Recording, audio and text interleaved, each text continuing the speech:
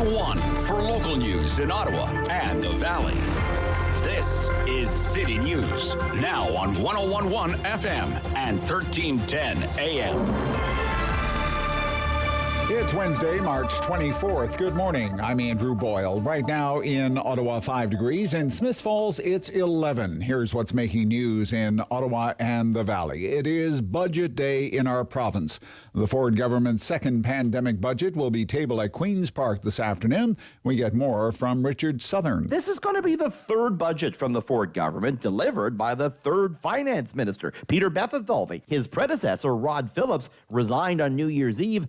After it was revealed he took a trip to St. Bart's over the holidays. This is going to be likely a big spending budget. Sources tell me this is not a recovery budget. It's one aimed at getting Ontario through the pandemic. The deficit already stands at a record $38.5 billion, a number that could balloon even further today. I said right from day one, I will not hesitate to spend whatever it takes to protect people's lives. One big thing to possibly look out for is some sort of universal child care. The finance minister hinting on that front. No tax hikes or spending cuts are expected, so it'll be all eyes on what exactly the government has planned to boost the economy, which has been ravaged by the COVID-19 pandemic. The big question is, will the government chart a path to balance? I'm Richard Southern.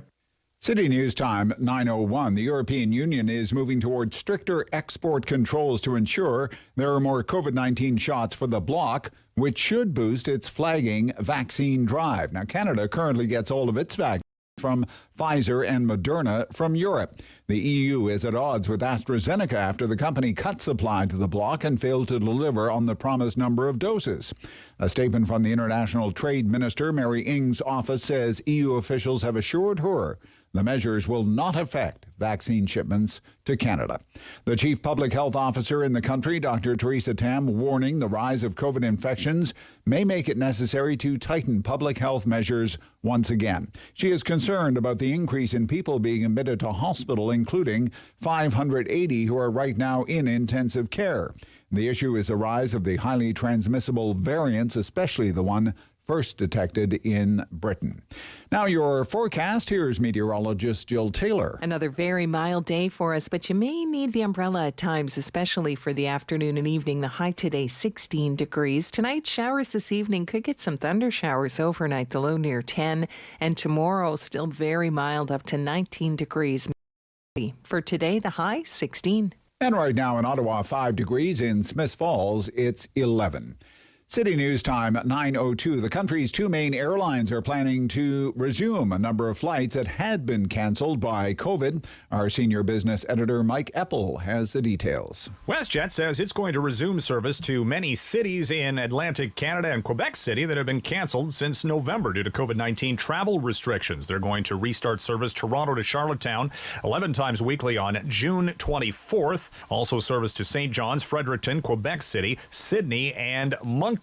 Now, this comes a day after Air Canada said that it's going to restart sun destination flights to Mexico City, Jamaica, and Barbados starting May the 1st. The airlines both saying, though, they're continuing to work with the federal government for more clarity on travel policies and restrictions. Still no word of a specific bailout for the airlines coming from the feds. At the Business Center, I'm Mike Eppel. It is a major trade route, and a cargo container ship, among the largest in the world, is currently turned sideways and blocking the Suez Canal.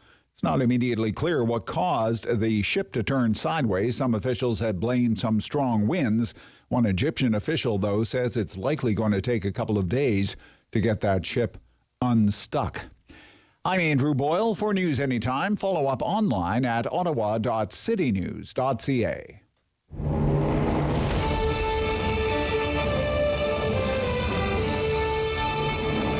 Inform your opinion.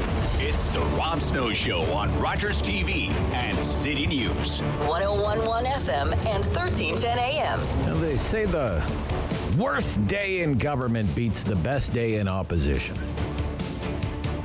Well, Aaron O'Toole hasn't had very many good days. And the way things are going, he might never get to enjoy the worst day in government. Good morning. This is the Rob Snow Show on City News. Here are some of the recent headlines about the leader of the opposition, Aaron O'Toole, and about the Conservative Party of Canada generally. Quote, Aaron O'Toole's uninspiring leadership. Aaron O'Toole's real problem is his party. The Conservative Convention was a smashing success for the Liberals. Aaron O'Toole must put this comedy of errors behind him. What was Aaron O'Toole thinking? You know, and they say the hardest part about being the leader of the opposition is that the pays you no attention. Well, tell that to Aaron O'Toole. He seems to be getting all the attention lately, and let's face it, not a lot of it is very flattering, and it's showing up in the polls, okay? Here are the most recent polling numbers for Aaron O'Toole's Conservative Party. Abacus has the Conservatives at 29% nationally. Research Co. has the Conservatives also at 29%, and when asked who would make the best prime minister, 40% said Justin Trudeau, and just 15% said Aaron O'Toole, 15%. Ipsos has the Conservatives at the low point, 28%. It has the Trudeau Liberals up by 13 points in Ontario, and the Liberals are leading the Conservatives among male voters and voters over the age of 55. The Liberals leading both categories there. When Angus Reid did its most recent poll, it had the Liberals up by 4, Conservatives at 31. And when asked about Aaron O'Toole, first of all, 1 out of 5 couldn't pick the man out of a police lineup. And among those that could, more than half have an either unfavorable or very unfavorable impression of the man. Leger has the Liberals up by 7. Conservatives at that low point of 28, and 3 out of 4 Canadian women would never consider voting Conservative. See, that's where the Conservative Party is this morning. And you might be thinking, well, there's nowhere to go but up.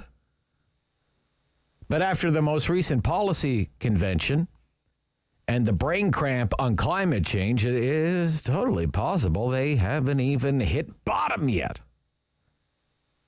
So we're going to get into this today. It's kind of a theme for me this morning, the dismal state, the dark days of the Conservative Party of Canada, the disconnect between the leader and the party's base, the self-immolation of the coalition. It's being torn apart, torn into all of these petty factions, while the Liberals appear on pace to cruise to an easy majority victory, maybe as soon as the first week of June. I mean, finally, the federal budget date has been set, okay? April 19th. First budget that this government could manage in 2 years.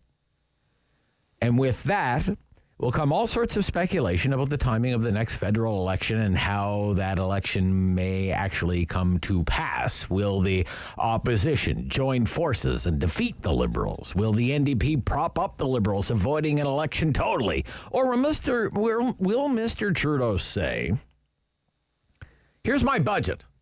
Here's my budget. Here is my bold vision for Canada.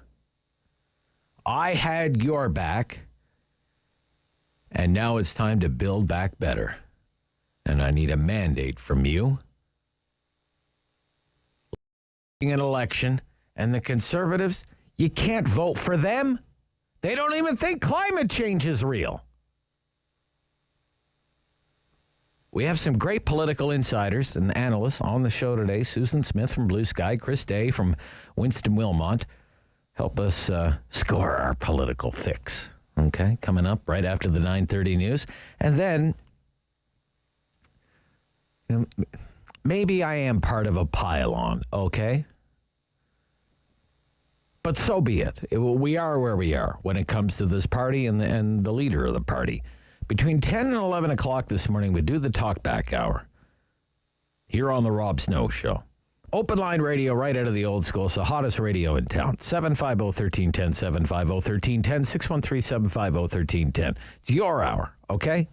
It's an hour of phone calls, an hour of opinions. It's not for the spin doctors. It's not for the insiders.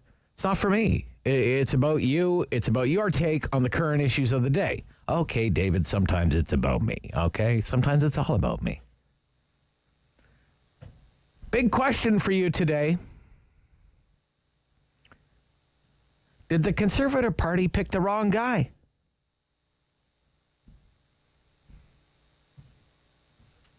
Did they pick the wrong guy? Two-man race, okay? It was a two-man race all along. And O'Toole beat McKay. Would this party be at 28% in the polls if Peter MacKay was the leader of the Conservative Party? What do you think? What do you think? What's your gut tell you here? Okay, we're 6 months into O'Toole's leadership. He won the leadership race in August, okay? Would a Peter MacKay-led Conservative Party be at 28% in the polls? Would it have been able to make up ground given all the missteps, for example, with the vaccine rollout by the Trudeau government? What do you think? I know it's a hypothetical, but what do you think? I mean, Andrew Scheer, they chased the poor guy away, okay? He managed to get 34% on election night back in 2019. Yeah, remember, the Scheer-led Conservative Party won a greater percentage of the popular vote. Conservative Party had more votes than the Liberal Party. Just not where it mattered most, okay, in Ontario and Quebec. I mean, if this current trend holds with this current leader, he's on track not to even match Andrew Scheer, let alone Stephen Harper. And if that's the case, let's face it, he's not long for the job. He courted the religious right to win the leadership of the party, and he's been running to the center, some think even the left, ever since. And wherever he runs, not enough people are interested in following him. Did the Conservative Party pick the wrong guy? Would the Conservative Party be doing better right now if the leader's last name wasn't O'Toole, rather it was MacKay? Gosh, I know, you hate to be part of a pile-on, but it's Ottawa, it's politics. You want a friend, get a dog. Put it on Twitter for National Puppy Day. Big focus for the show this morning. Lots of other things in the mix, though. Hate crimes. I'm going to talk about hate crimes. What happened to the mayor? What's happening to people of Asian descent in our community? What is a hate crime? What qualifies as a hate crime? What's it like now for the police to investigate a hate crime? Are more people more willing to report a hate crime? We'll speak with someone from the Ottawa Police Hate Crimes Unit. The Eastern Ontario Health Unit. Think places like Cornwall and Hawkesbury. Big problems there with COVID now. Communities in that health unit going from the green zone right into the red zone. And Dr. Paul is going to be back on our program. Dr. Paul Roumeliotis is the medical officer of health for that particular health unit. We'll get the latest from up the line. Bruce McIntrye is with the Eganville leader, and he'll join us with Valley Views, and Bruce is doing some work for City News now as well. From time to time, he'll be contributing to our news team here, ottawa.citynews.ca, with a new story posted today. Sue Sherring joins us from the Ottawa Sun on everything that's been going on at City Hall, and just a few minutes from now, Adir Krafman with the Center for Israel and Jewish Affairs, and we're going to talk about, well, the latest election in Israel. Benjamin Netanyahu seeking re-election. They've had a world-leading immunization program, but Bibi is going on trial for corruption. This is Israel's fourth election in 2 years. There's no clear winner right now. They might need to have a fifth election. Can you imagine it? This is the Rob Snow Show. on City News.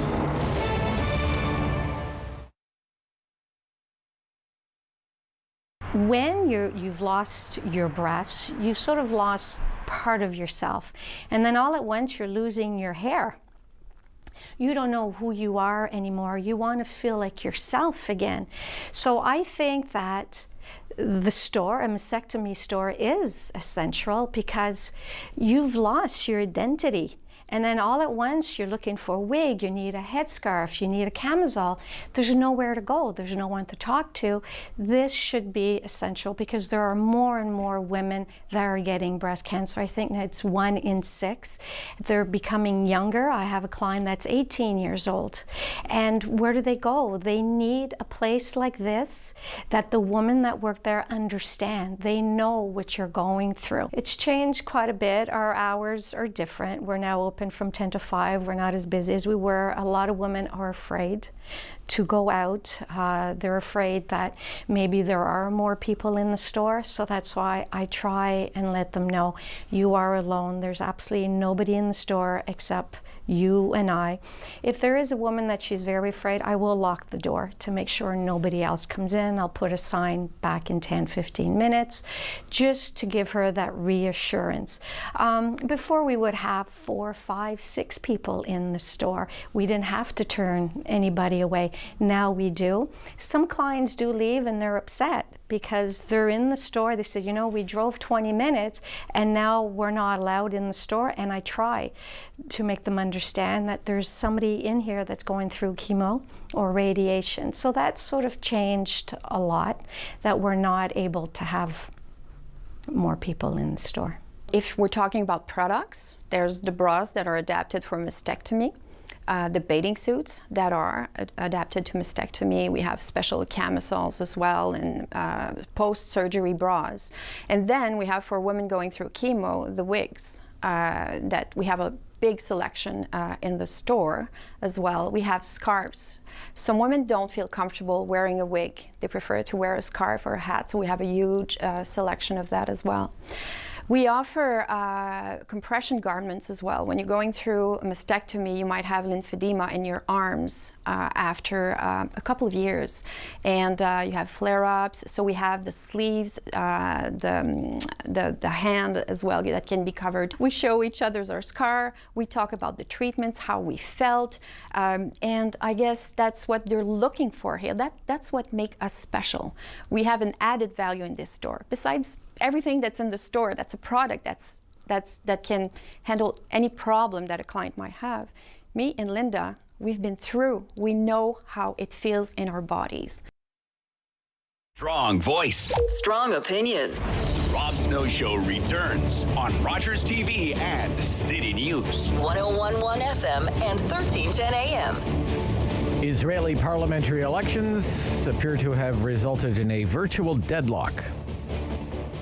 For the 4th time in 2 years. Let's get some analysis right now. Joining us here on City News this morning on the Rob Snow Show is Adir Krafman, Associate Director of Communications and Analytics at the Center for Israel and Jewish Affairs. Good morning. Good morning, and thanks for having me. It's a great pleasure. What do you make of the results so far? So, this is the 4th time that Israelis have gone to the polls. This time after a year of total upheaval due to the coronavirus pandemic, and it looks like nothing has changed. It looks like a complete equal results for both sides. There's sort of 2 main political camps right now in Israel. There's the pro-Netanyahu camp, which comprises of right-wing parties in Israel, and then a assortment of ideologies that have sort of come together to say, no, it's time for a change. Netanyahu's been in power for more than a decade, and it's time for new leadership. This is the 4th time that they've tried to reach a resolute decision, and they still haven't been able to do it, unfortunately. Okay. The vaccine rollout and the fact that Israel has done so well compared to other countries with vaccinating the population, how did that play out during the election, and did you think it would have a greater outcome, a greater impact on the outcome? So I think there are two things that are at play here, and they move the popularity of Netanyahu's party, the Likud party, in opposite directions. Okay. So the first one you mentioned is Israel's immense success in vaccinating its population. It's the number one in the world, I believe, in the number of people who have been vaccinated. And in media interviews with the head of Pfizer and the CEO of Pfizer, he spoke very highly of Netanyahu in that he was very persistent at making sure that vaccines would be available, and the number of vaccines and all that.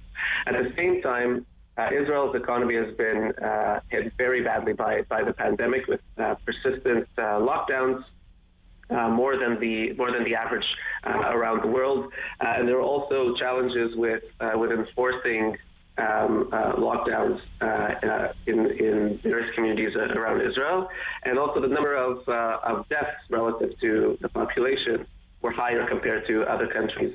So that actually worked against Netanyahu in the election.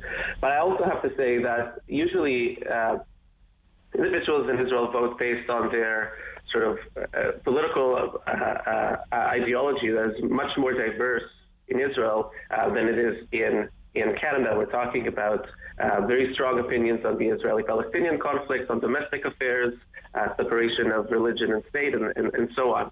And so because voting is so closely tied to personal identity, the numbers actually weren't impacted as much by the pandemic as one would think. Okay. The looming trial on corruption charges for Netanyahu, how did that factor into the election? Again, so the strong base for Netanyahu believes that he is the best leader for Israel. They believe in his abilities with the vaccines. They believe in the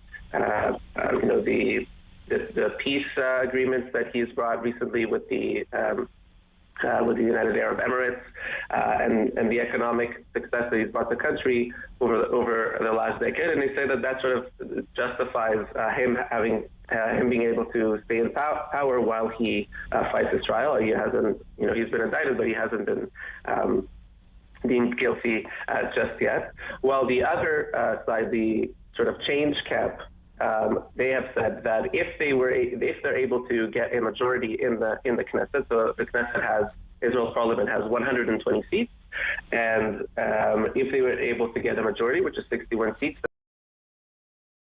pass a law that prevents a person who's currently indicted for criminal charges to become prime minister, and that will further throw chaos into the mix.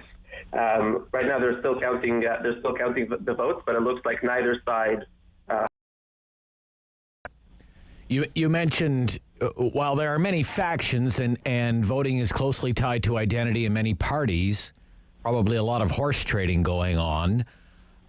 There are primarily two sides, pro-Bibi and anti-Bibi. Fair enough? That's right. Right? Yeah. Okay. So who is the leader of the anti-Netanyahu cause? If not Netanyahu, then who? Who would be the leading contender to be the next prime minister of Israel? That's an excellent question, because there are sort of three leaders in the anti-Netanyahu, sort of two leaders in the anti-Netanyahu camp. The first one is as Yesh Atid, the party Yesh Atid led by Yair Lapid. It is a center-left party that is very popular in Tel Aviv. Its values are secularism and sort of center-left politics. But Netanyahu was really able to sort of vilify and scare right-wing voters of the possibility that, if you don't vote for me, if I'm not able to form a government, then Yair Lapid will become prime minister, and his policies will be way more to the left than what you are comfortable with. And so Yair Lapid, in response, rather than pushing back, he actually was very quiet during this election season and allowed other leaders who oppose Netanyahu but are also on the ideological right, like Gideon Sa'ar from the New Hope Party, to sort of take up space in order to try and sort of shift votes from Netanyahu's bloc to the Change bloc. So the other leader is Gideon Sa'ar, who actually came from Netanyahu's party, Likud himself, with several other deserters from the Likud party, to say, yes, we share an ideology, but we don't believe that a prime minister with 3 criminal charges should continue to serve. We're ideologically aligned, but we just can't support this prime minister anymore. That's right. Okay. And the counter argument by Likud was, these guys are sort of losing their popularity internally in the Likud. They know that they're going to lose primary elections, and so they're using this as an excuse in order to remain relevant in the political arena. And as you can tell, the Israeli political system is very unique in that it has so many different layers of engagement. There's the ethnic component, there's a religious secular divide, there's obviously folks' opinions on the Israeli-Palestinian conflicts and the relations with its Arab neighbors. But there's also a lot of ego and a lot of sort of personal political calculations by the leaders of each party and of each faction of how to remain in power. Okay. The change in leadership in the United States and the Biden victory, how did that play during the election campaign? I'm curious.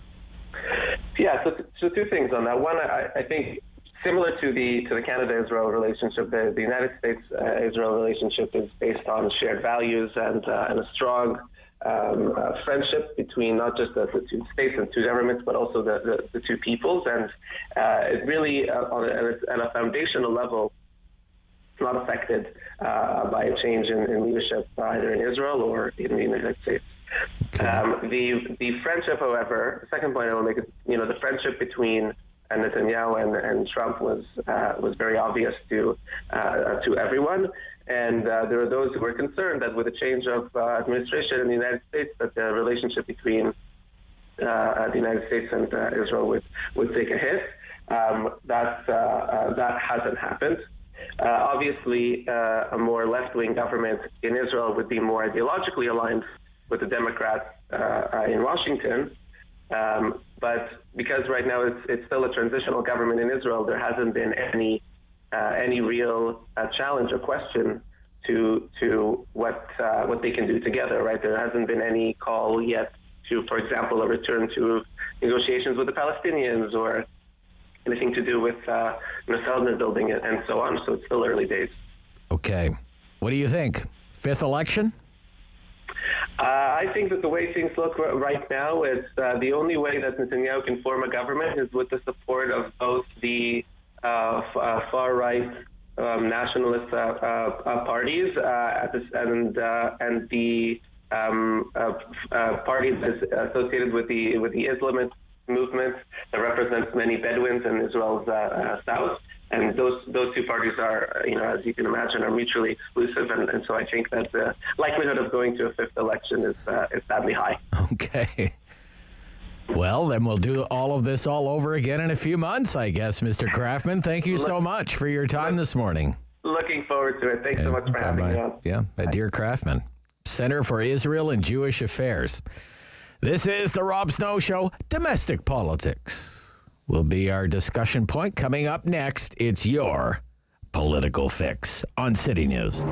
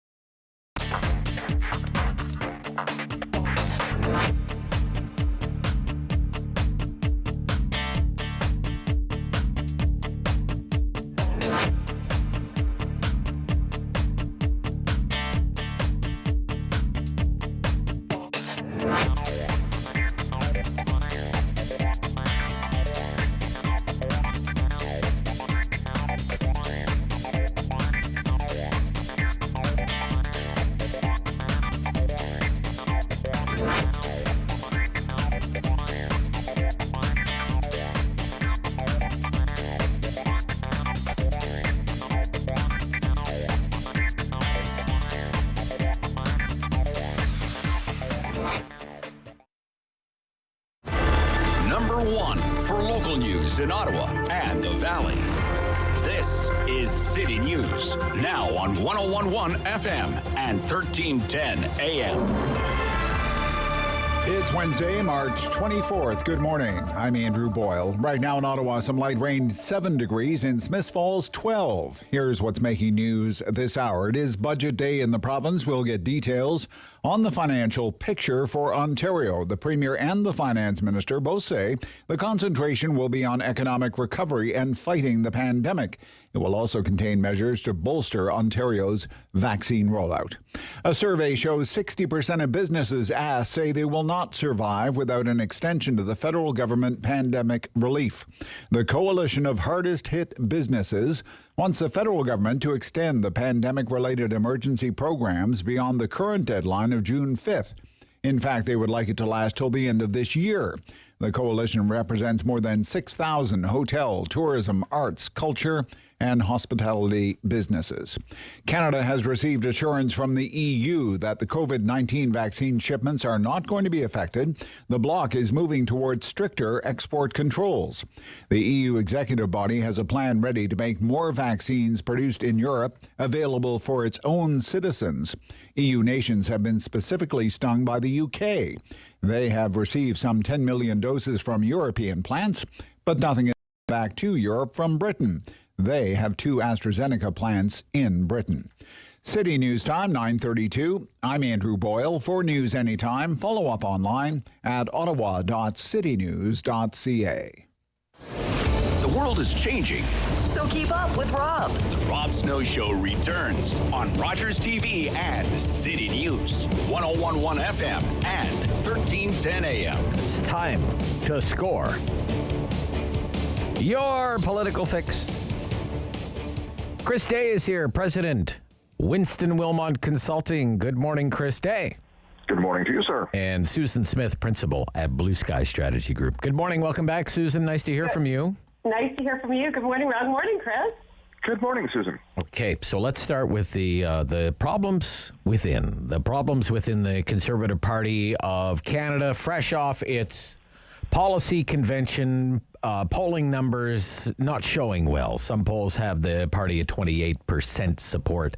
Nationally, the leader is saying to the base, I don't care how you vote at the convention, I'll do my own thing. And now you have the Liberals pouncing because of this convention vote on climate change. So coming out of this policy convention, what do you think has been the damage done to the Conservative Party, Chris Day?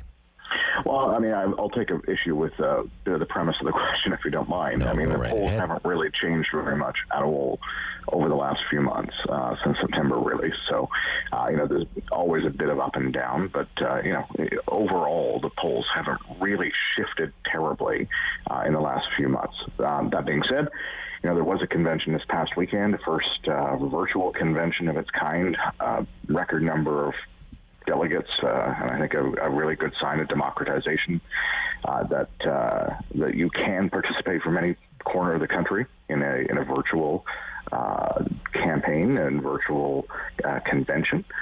And, I think the leader has been very clear, as have most party members, that there will be a very substantive climate change platform and platform plank put out for voters to consider and assess. And that, I think, is very widely accepted amongst Conservatives and in fact, expected by Canadians. I think what you saw on the weekend was that there was some concern over the specific wording of a specific policy proposal that was put forward. Some thought it was too vague, some thought it was too specific. That's the nature of a convention. Right. Ultimately, I think there will be a very robust environmental plan and climate change plan that's put forward to Canadians, and they'll be ready to look at that whenever an election is held. Okay, this was Aaron O'Toole yesterday. I'm the leader, and this is an important issue facing Canadians. And we will have a serious and comprehensive plan on climate change and the environment in the next election. Okay, so that was Aaron O'Toole yesterday during his news conference. So, Chris, with a very favorable review of the policy convention, maybe counter to a lot of the opinion that's out there, Chris. Honestly, but we can come back to that. Susan, your thoughts on the aftermath? Sure, Rob. And you know what? I'm going to look at it from a purely strategic and not a partisan perspective at this point. And if you have a leader that's got to come out after his convention and say and remind people, I'm the leader, I'm in charge, that is a weakened leader. And political conventions are about building momentum and energy for a party. And there was no momentum out of that. And in fact, there was negative energy out of that. Mr. O'Toole gave a speech on Friday night that was his big coming out speech to Canadians, because remember, a lot of people don't know him. And he put down markers, including climate change, and this party has to change. Those were the biggies that came out on Friday night. Well, Saturday, 54% of his party voted down a resolution that said climate change is real. So the headline for this leader coming out of the weekend, where it was all supposed to be good, sunshine and roses, and we're the government in waiting, was 54% of this party doesn't believe in climate change. That's a problem if you're Aaron O'Toole, because he wanted to put his mark on the party at the convention. It was still Stephen Harper's party. It hasn't really been anybody else's party since. And it definitely isn't Aaron O'Toole's party at this point in time. So as a leader, he comes out weekend, and that's a problem. Now, I'll put my partisan hat on. Okay. If I'm the Liberals... That wasn't the partisan hat. Okay, all right, okay. That's straight analysis. I mean, there's straight analysis. I mean, you can read the Columnist, you can read Edison, you can read Nick Nanos, the pollster. Those guys, they're looking and doing that kind of analysis too. Now, as a partisan, I would say bring it on. Game on. This guy has got a party that's in disarray. Sure. They're not behind him.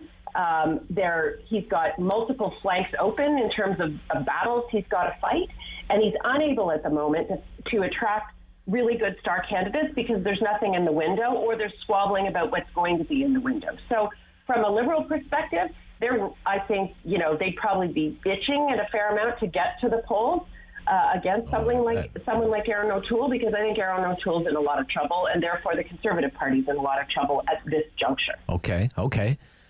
Again, that was the partisan hat. That was the partisan hat. Okay, all right. Confused with the strategic. Virtually indistinguishable. All right. Okay, Chris. She says there may be something to this, that he's weakened out of this, that he's not going to get some kind of post-convention bounce or whatever. He didn't enjoy much of a honeymoon to begin with. Is he weakened? Is he weakened as a result of this?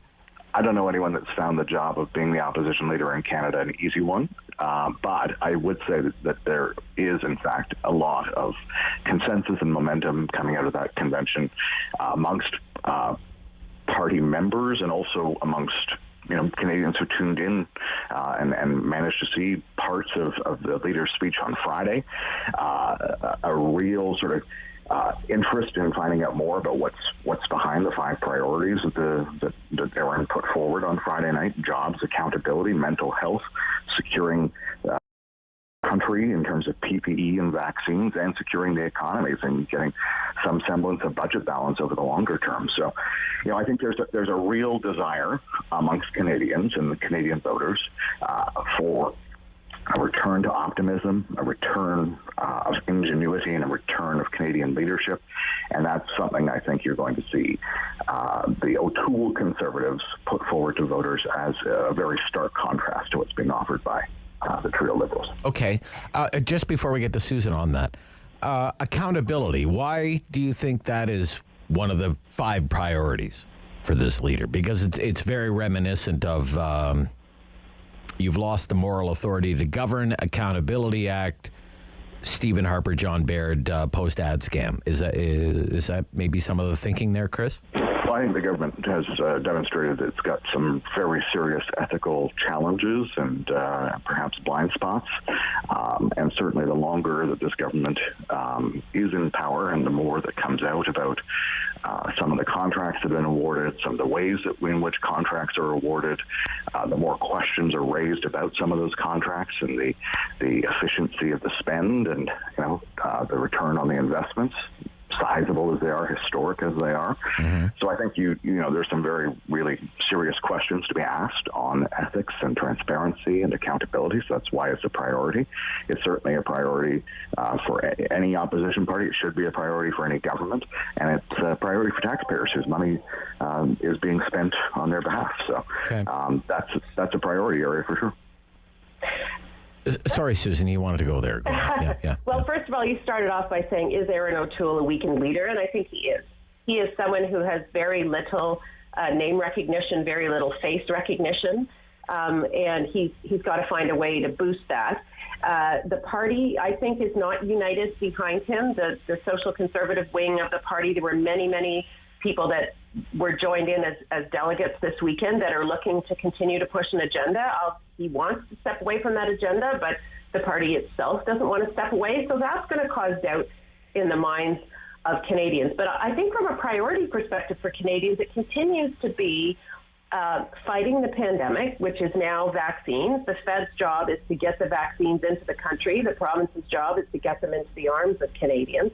That's one priority. And then the second priority is getting the economy going in a way that's sustainable, in a way that can withstand another pandemic or another crisis like this. And that's the priority of Canadians. People have been hurt by the pandemic. It's no government's fault, no provincial government, no federal government's fault that things had to be shut down to handle this, this disease. Well, okay. So I think O'Toole has missed the mark a little bit, and he certainly missed his big window to shine in the lead up. Okay, well, let's segue on Chris, unless you want to rebut there, but I'd like to segue into the budget since we're talking about the economy here.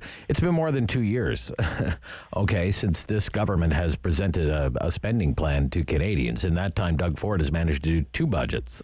We've had budgets at the municipal level here in the city of Ottawa, but nevertheless, they're getting around to it. April 19th. Is budget day. What are you expecting, Chris Day, the overall theme of the budget to be? Well, I think it has to be getting a handle on the pandemic and saving lives, and also saving livelihoods. That has been, as Susan rightly points out, the attempted focus of governments at all levels over the last year. And I would expect that you'll hear a lot about that in the April 19th document, which, as you point out, is the first budget in more than 2 years. Some updates notwithstanding, and lots of caveats throughout all of those. But I think this is a government that's going to want to put some markers down in an April 19th budget that if it needs to run in an election campaign this spring, can serve as the foundational document for an eventual Liberal campaign platform. Right. So you'll see some major promises, some probably big ticket spending, and lots of things like what, Chris? Things like what? Pharmacare, childcare, these kinds of things? Well, I think they've alluded to some movements on some childcare and the importance of childcare in an economic recovery. So I think you may see something on that. I think they've alluded to a number of sort of stimulus measures that may be involved for various businesses, some infrastructure, and other pieces that will be surely central to any recovery efforts, and maybe probably heavily skewed with an environmental theme, I suspect. Mm-hmm. Right. Yeah. One might suspect that of this government. Yeah. But I mean, they have they've been very, very good on promises, and where they've stumbled is on the delivery. And so we'll see if this is a document that they actually intend to pursue and hope to implement, or if there's things in there that are intended to make it unsupportable for opposition parties. Because they do require, let's not forget, I mean, they do require the support of at least one opposition party to get anything passed, and specifically on matters of confidence, they need to have the support of at least one. So we'll see if what they propose is ambitious enough for some, or has anything in there that they're they hope to engineer their own defeat on. All right, Susan, we have to stop here. I'll let you go first when we come back on what you think the overall theme of the budget is going to be. When we come back, your political fix part 2 here on the Rob Snow Show on City News.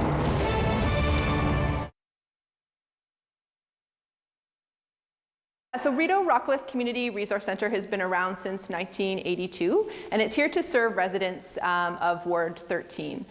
So our focus is on helping to reduce poverty in this community, as well as empowering residents to find resilience within themselves. So one of the new focuses of our centre is around food programming. So you'll notice today when we go around on a little tour that we have a number of food programs here at the centre. So one being obviously our emergency food program, which is really great. So residents can come and access food when they are in need. We also have a number of food-based social enterprises here at Rideau Rockcliffe as well.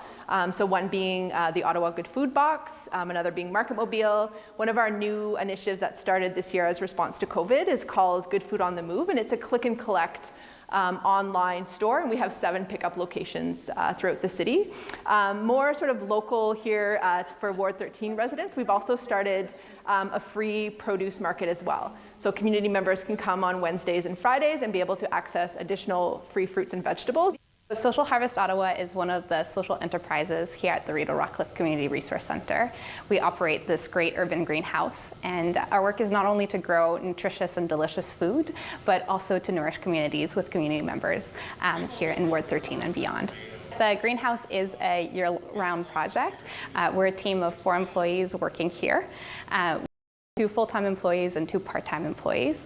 We focus on growing microgreens from late fall to early spring, and hothouse crops in the summertime, such as tomatoes and cucumbers.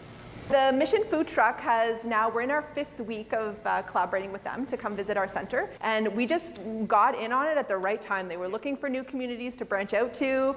They said absolutely. Right now they're funded through donations. They travel around Ottawa and just give out delicious, fresh, hot food to people as well. We have at our center the Ottawa Good Food Box, as well as the Market Mobile. So Ottawa Good Food Box has been around for 25 years, and Market Mobile is a little younger, started in 2014. So they both have the mission and the mandate of making fresh food more accessible and affordable in neighborhoods that lack access to a grocery store. So I think the greatest need that we've seen as a result of the pandemic in our community is people that we maybe have never needed to access our services before, right? So a lot of people have had, layoffs. Maybe they're just not able to work because they have to stay home with their children, over the summer, that sort of thing. So we've definitely seen the need go out, particularly for our food programming, as well as some of our counseling services as well. So it's a heavy time for people emotionally.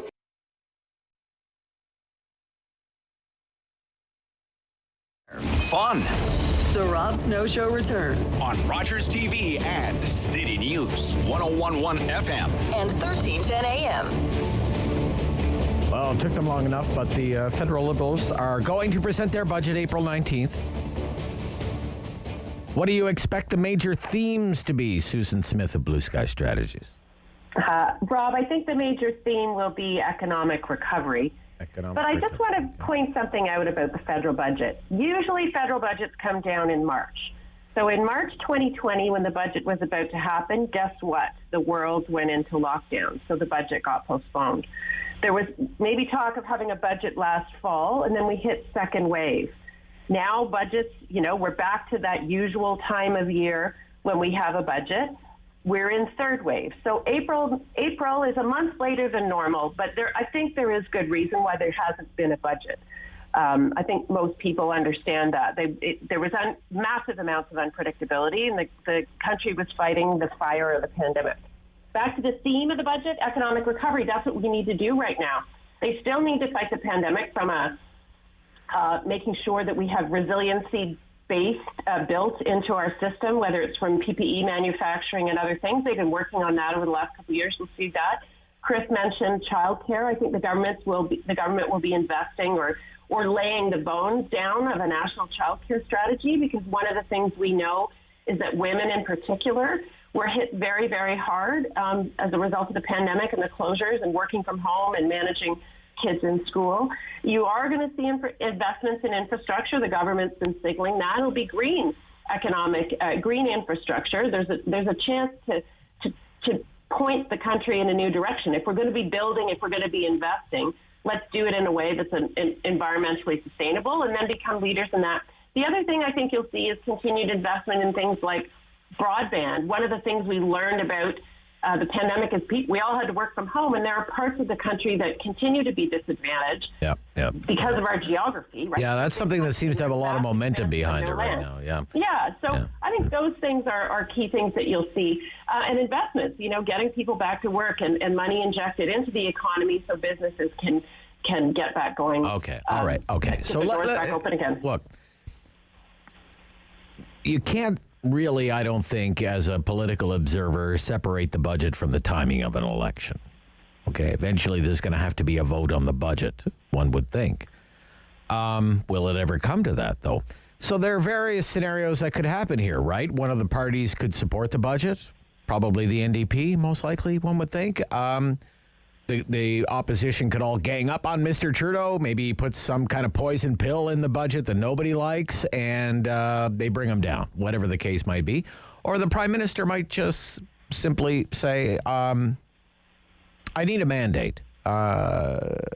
Here is my vision. It's all in the budget. I can't get any of these people to play along, go visits whatever passes for a governor general these days, and says, we have to dissolve Parliament and have an election. I need a mandate from the people. What do you think is the most likely scenario, Chris Day? Well, all of the opposition leaders have said that they don't want a budget an election campaign this spring. So we'll see what's in the budget, and we'll see what people can support and what constitutes a potential poison pill. Right. I would point out that Canada is the only G7 country to not have presented a budget over the course of this pandemic, but I digress on that front.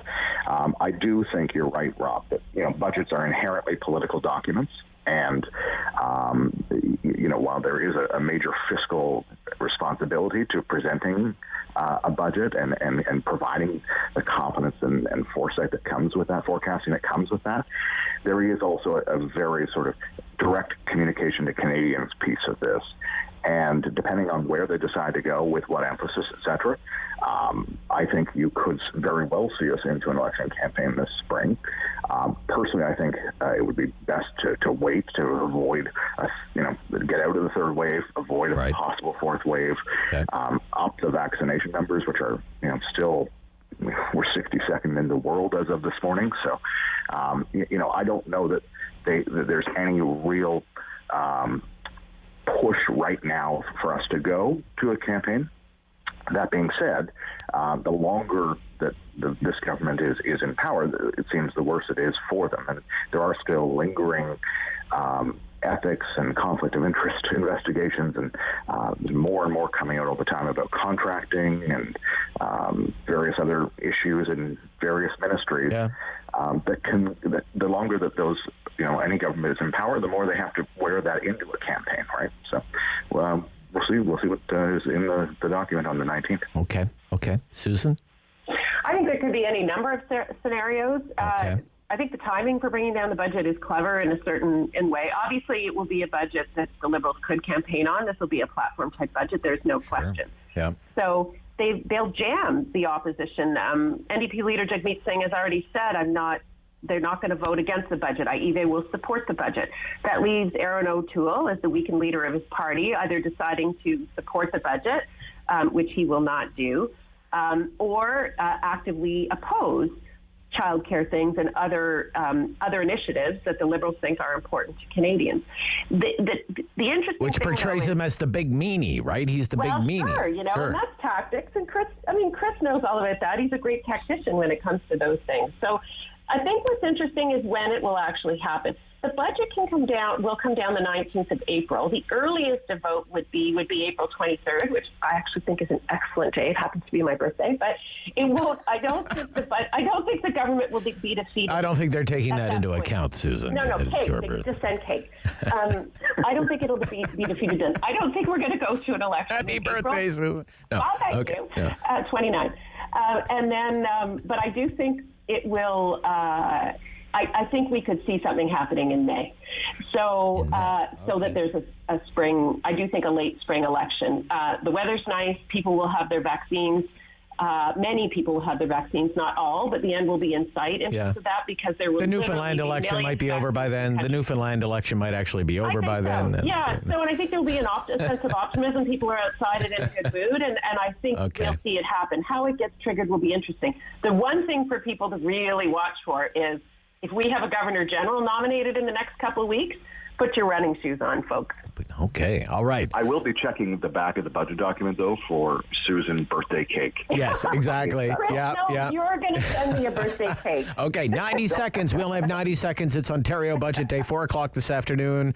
The finance minister's name now is Bethlen Falvey. This is the third finance minister for Premier Ford. Major messages today from Premier Ford with his budget. Chris Day. Very quickly. Well, absolutely protecting lives and livelihoods. They've been making pre-announcements on both of those fronts already, with the safe transport of seniors to vaccination appointments and doubling the support for small businesses. I think that you're going to see a second spending package, basically signaling this is a job not yet done. We're fighting the pandemic and we're focusing on economic recovery. Okay. Susan. I agree with Chris. Okay. They've got to help small business. There's been preemptive announcements on healthcare and hospitals. The long-term care situation is devastating in Ontario. We'll see some more detail around that. But the big job of this government right now is to get those vaccines into the arms of Ontarians and show them that there's a plan to help small business and get the economy open and moving again. Thanks to both of you for today. Greatly appreciated. A real pleasure. Thanks, Rob. Thanks again. That, again, is Chris Day. He's more on the right side of things, in case you couldn't tell. He used to work for a guy named John Baird. He's president of Winston Wilmont Consulting, and Susan Smith, principal at Bluesky Strategy. I'm Rob Snow. It's the Rob Snow Show. And again, we've already taken some calls off the air. I've talked a lot about the problems with the Conservatives, their leadership turmoil right now. They're polling numbers, not great. And certainly getting headlines for all the wrong reasons after the policy convention. So, question for you, 750-1310. During our talk back hour, did the Conservatives pick the wrong leader? Would this party be doing better with a different leader? Namely, Peter MacKay. 750-1310. After the 10 o'clock news, over to you, ladies and gentlemen, on the Rob Snow Show on City News.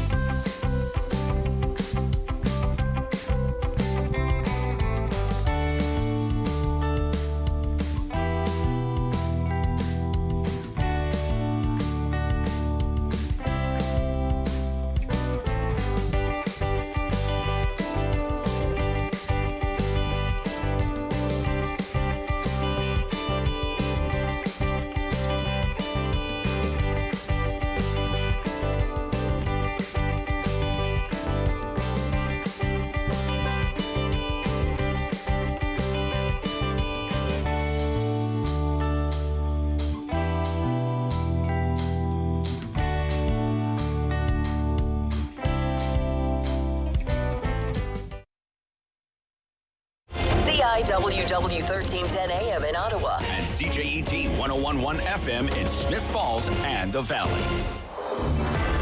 Number 1 for local news in Ottawa and the Valley.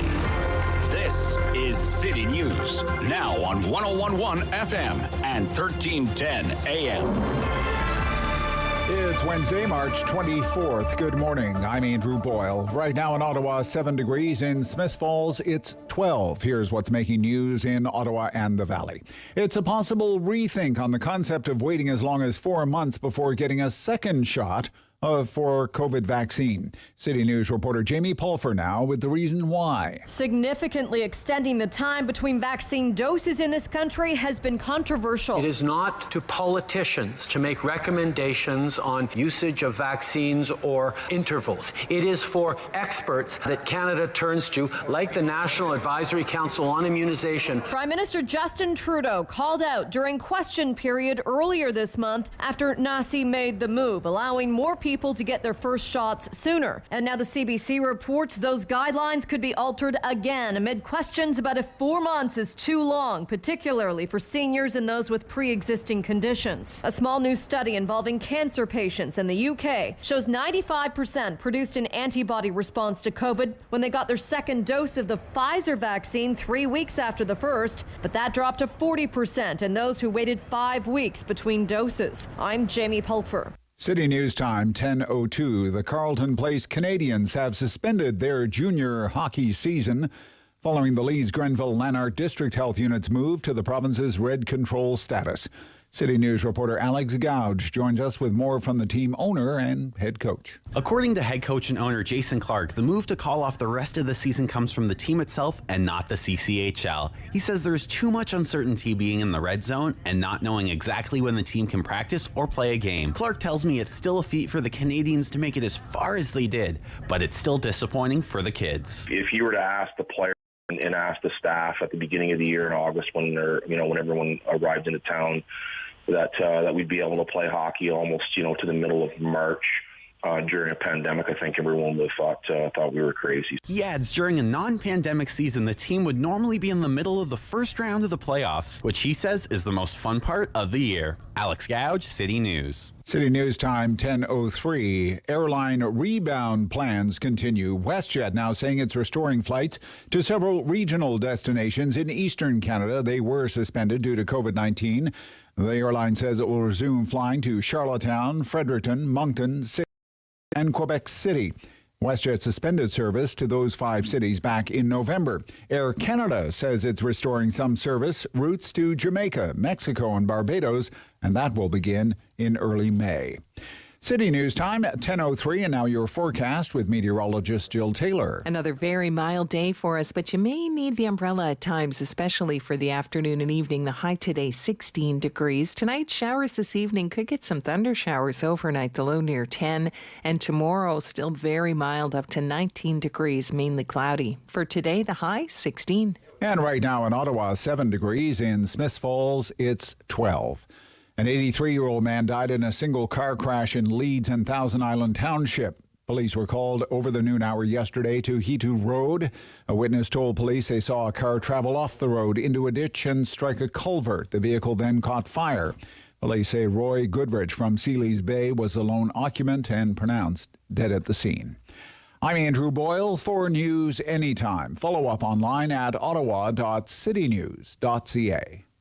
Talk back. Hello. On the Rob Snow Show. The phone lines are open at 613-750-1310. Now, the Rob Snow Show continues. Erin O'Toole has been the leader of the Conservative Party of Canada for 6 months. Third week of August. Party is bouncing between 28-30% in the polls. And that's really despite all the mess-ups by Trudeau's government during that time. The initial vaccine rollout, of course, being the big one, and the Conservatives haven't gained an inch on the Liberals, and no ground at all. Now the party is getting all sorts of bad media after the policy convention. Even right-of-center columnists aren't saying very nice things about the Conservative Party these days. Most of it because of the vote on climate change during the policy convention. So, look, I hate to be part of a pile-on, but sometimes that's the way it is. Did the Conservative Party of Canada pick the wrong leader? Would this party be doing better with another leader? What if it, for example, had been Peter MacKay? What if he had won? Would the Conservatives be in the same place? Or do you think the party would be doing better than it is right now? Okay, that's where I want to start on the Talkback Hour with you. 750-1310, 750-1310, 613-750-1310. Did the Conservatives pick the wrong leader? Would they be doing better than they are now if, say, Peter MacKay had managed to pull that one off? You know, I woke up this morning, I'm starting to get ready for the show. I'm reading some of the news headlines. I'm reading some of the columns in the news media, especially the political media. I'm a political junkie. And I had to kind of pause for a moment and ask myself, who is the prime minister again? Is it Aaron O'Toole? He seems to be getting all the coverage. Or is it still Justin Trudeau? You'd swear it was Aaron O'Toole from reading the political news media this morning. It's just weird. Because, you know, a common complaint about being the leader of the opposition is that you can't get any coverage in the media. You can't get any profile. Nobody wants to pay any attention to you. You're just the opposition leader. Who cares what you have to say? You don't have any power to do anything. You can't give me $2,000. And yet all the ink is about Aaron O'Toole. I thought this was the Justin Trudeau show. A snapshot of this morning's media musings on the leader of the opposition and the turmoil within the Conservative Party of Canada. Tasha Carradine in the National Post, I love her stuff. On the recently concluded policy convention, she writes, the Conservatives had one job: emerge ready to fight the next election, appear credible, constructive, and united, showcase their leader as a man ready to be prime minister, reassure voters they were not beholden to interest groups or harbor any hidden agendas. The outcome could not have been better for the Liberals, end quote. I mean, I think four columns in the Post along these lines in the last few days. John Ivison. I just love reading John Ivison. He wrote recently, O'Toole needs to present the Conservative Party as a rational, reliable alternative to the Liberals. Good luck with that after the omnishambles that transpired at the virtual convention on Saturday. The omnishambles. Omnishambles. I may have to use that at some future date. Unless he can pull his party together, O'Toole is destined to suffer the fate of many a Shakespearean tragic hero being stabbed in the back, but this time fatally. John Robson, again in the Post. Again, what is supposed to be the conservative voice of record in the newspaper industry in this country. O'Toole doesn't know whether man-made global warming is a crisis or what to do if so. It said he doesn't care and can no longer remember why anyone would. He's in politics to do the right thing, namely win. Rex Murphy. I mean, what is this? Like 4 columns in the Post alone. Rex Murphy. Why does the leadership of the Conservative Party of Canada hold its great convention and put a faith test on climate change at its heart? Did it not enter the heads of those who advised the Conservative leader that the Liberal Party of Justin Trudeau, Catherine McKenna, and their one-time climate warrior mentor Gerald Butts cannot be politically outbid on global warming? Has O'Toole looked at his caucus? They aren't all from Saanich, British Columbia. Like 4 columns in the Post, all about the leader of the opposition. Over the Globe, similar story. Okay. The Conservatives are just out of ideas, bereft of ideas, according to Andrew Coyne. The problem with the last, he says, the problem with the last couple of Conservative election campaigns is not that they were making the same arguments. They weren't making any arguments at all. The problem isn't the party, it's the leadership. It isn't the convention's refusal to acknowledge the reality of climate change that will hurt the Conservatives at the next election so much as the leadership's continuing refusal to put forward any serious policy to address it. What does the party actually have to say about the great issues of our time? What positions has it taken that would make any real difference to anyone or would involve any political risk whatsoever? Can anyone name a conservative policy? Gary Mason,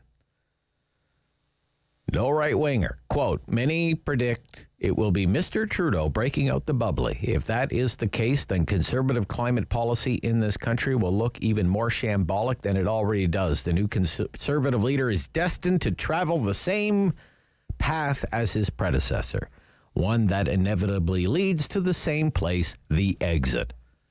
Lauren Gunter, Sun Papers, kind of the Western Canada take. Headline, Erin O'Toole's uninspiring leadership.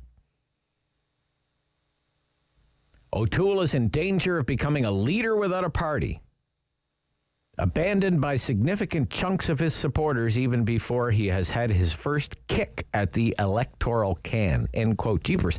You know, I said the old saying, worst day in government beats the best day in opposition. I wonder what kind of day Erin O'Toole is having.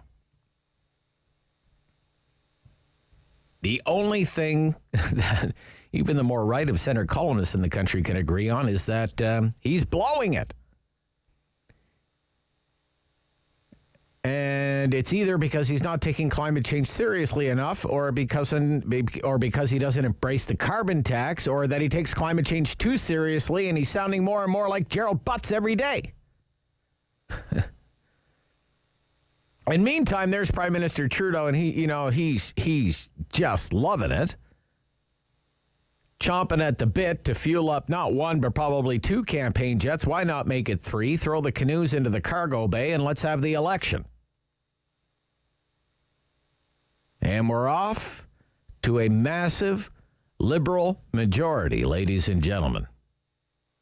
And Mr. Trudeau sticks around for 4 or 5 years, goes down in history as the man who took down 3 leaders of the Conservative Party along the way. Right? Is this party doing better if it has a different leader? What do you think? What do you think? What do you think? Erin O'Toole is the leader. He said it yesterday. I'm the leader. Yeah, you're the leader. But would the party be doing better at this point in time if you weren't the leader? Nicola in Lorneal. What do you think, Nicola? Morning, Nicola. I thought he gave a good speech. It was very clear, 5 major points. I give him 10 points for style. You know, he lost weight, cut his hair. He looked really good. Mm-hmm. But for me, it was just not spontaneous enough. It was all like focus group. Everything had been tested. So, you know, Trump, hate him or like him, he inspires people, you know. No charisma. Yeah, it was just too planned. Too rehearsed, if you will. Rehearsed, right? Too rehearsed. Exactly. Yeah, exactly. Okay, all right. And I think the Conservatives, they lack the killer instinct. Why aren't they attacking Trudeau about the fact that he's not publishing his vaccine contracts? Everybody else, the G7 leaders, are all publishing them. Okay. And not a boo from anybody. Well, they're trying. Well, Michelle Rempel-Garner has been trying to make some progress on that, but not getting very far, right? So. But nobody's picking it up, like the Canadian Taxpayers Federation, and nobody's picking it up. Okay. Anyway. Okay. But let me ask you, do you think the party would be doing better if Erin O'Toole wasn't the leader, if it was somebody like Peter MacKay or somebody else? Well, I think Peter MacKay is yesterday's man. Yesterday's man, okay. Yeah, Pierre Poilievre, I think he would have done much better. You think he's got the killer instinct. I saw him with the We Charity people. It was incredible. Yeah, okay. All right, okay. And Leslie Lewis, she would have been changing the image of the party, which we desperately need. Yeah, maybe. Yeah, she was like a co-host at the convention. She was fantastic. But she doesn't have the French. That's the big problem. Right.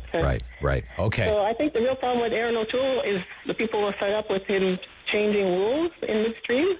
Like there was a woman running for national council member, and she had to go to the Ontario Superior Court to be able to run. Yeah. There's a lot of that going on. People are fed up with it. Okay. Thank you. Okay. Yeah, I would say so. Michelle in Ottawa South. Good morning, Michelle. Good morning, Rob. Do you think the party would be doing better if Erin O'Toole wasn't leading it? Well, I got to admit he's off to a slow start, but the race hasn't begun and it's not over yet. So as long as today is pile on day, I'm going to. Okay. Have you ever seen the movie Erin Brockovich? Erin Brockovich, I have seen that movie, yeah. Did you see the ad campaign? Who is Erin? Erin, and they were typing in Erin Brockovich? Oh, yeah. Okay. Yeah. Two famous lines from that movie are two wrong feet and ugly shoes, right? I think okay. So why draw attention to Justin's socks? I mean, we all know everybody loves them. And the other one is they're called boobs ad. And that's what I think of that ad campaign. I think it was just horrible. The other lines are just too vulgar for me to repeat. Yeah, well, let's not go there. So, okay. No, I'm not going to. So my question is, who's the brain trust behind the advertising there? And what Nicola said, they've got him trying to be something he's not. And he clearly, it looked two-stage, right? Right. But the only people tuned into that are people like us, not everybody else, right? But it's no wonder nobody knows his name after that ad campaign, because they were about as appealing as freezer-burnt ice cream. They were terrible. So here, why don't they just stick with that old adage, and better the devil you know, and keep reminding people what they've accepted. Okay. Half of the doses, half of the promises, half the man, 100% corrupt, but his hair is longer, though. Right? The devil you know is deceitful. That's what they've got to keep reminding them, and really make the connection that it's Justin Trudeau's liberals, because that'll be more appealing to some of the other liberals and that'll cause some infighting, because Justin, I'm sure they can't even stand him either. So let's. No, it's a good point you make, and I'm going to kind of pick up on that, I think, when we come back, Michelle. You make some great points this morning. Thank you for your call. We got jam-packed phone lines this morning. A lot of people want to have their say on the 6 months of leadership of Erin O'Toole. Maybe 6 months ago today, as a matter of fact. Be right back. Rob Snow Show. Talk Back Hour. 750-1310. Call me, and you'll be on City News.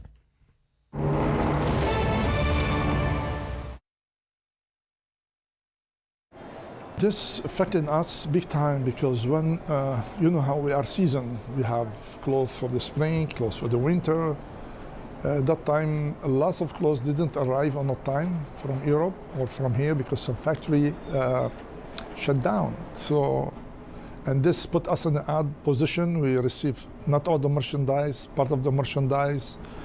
And people, and for us, we have to be careful, especially with the virus going on. Did affect the business, of course, like everybody else. We're not immune, and since the government helped, this did a little bit good for us too, but still affected all the sectors, especially clothing.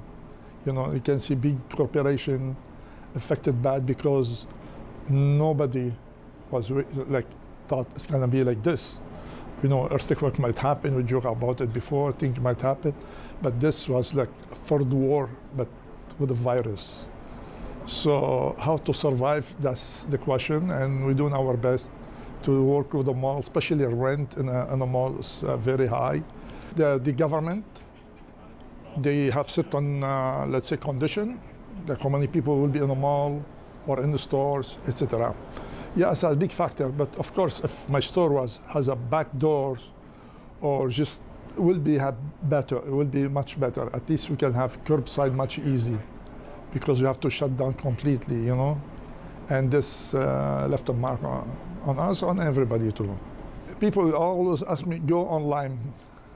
Certain things you can go online, let's say t-shirt, certain product people don't know how to fit, but when it comes to clothing, it's different completely. Let's say I have a customer comes, you can give him 44, but certain suit he might take 42, certain suit he might take 46. So, and how could, suit is not gonna fit the same. And I see people come back and they show me what they got online, and not the same fabric. Mostly young people, but if you really want to shop, you have to go to the store, because everything will be around you. You want to be sure the color look good, the fit will look good, especially when you spend, doesn't matter how much money, 300 or 2,000, You have to try, you have to see what's going on. Please don't be shy, contact us. It will be a pleasure for me to take a suit or coat or anything. Like sometimes people have a funeral, they have things, they have a wedding, they don't want to come to the mall. If I get all the information, I will go and meet them at their home or their business offices. I'm gonna start doing that, and this will help the business and help the people. Like they're afraid to come to the mall for time being, or they're too busy at work. They cannot go anywhere at certain times, so I'm glad to do that.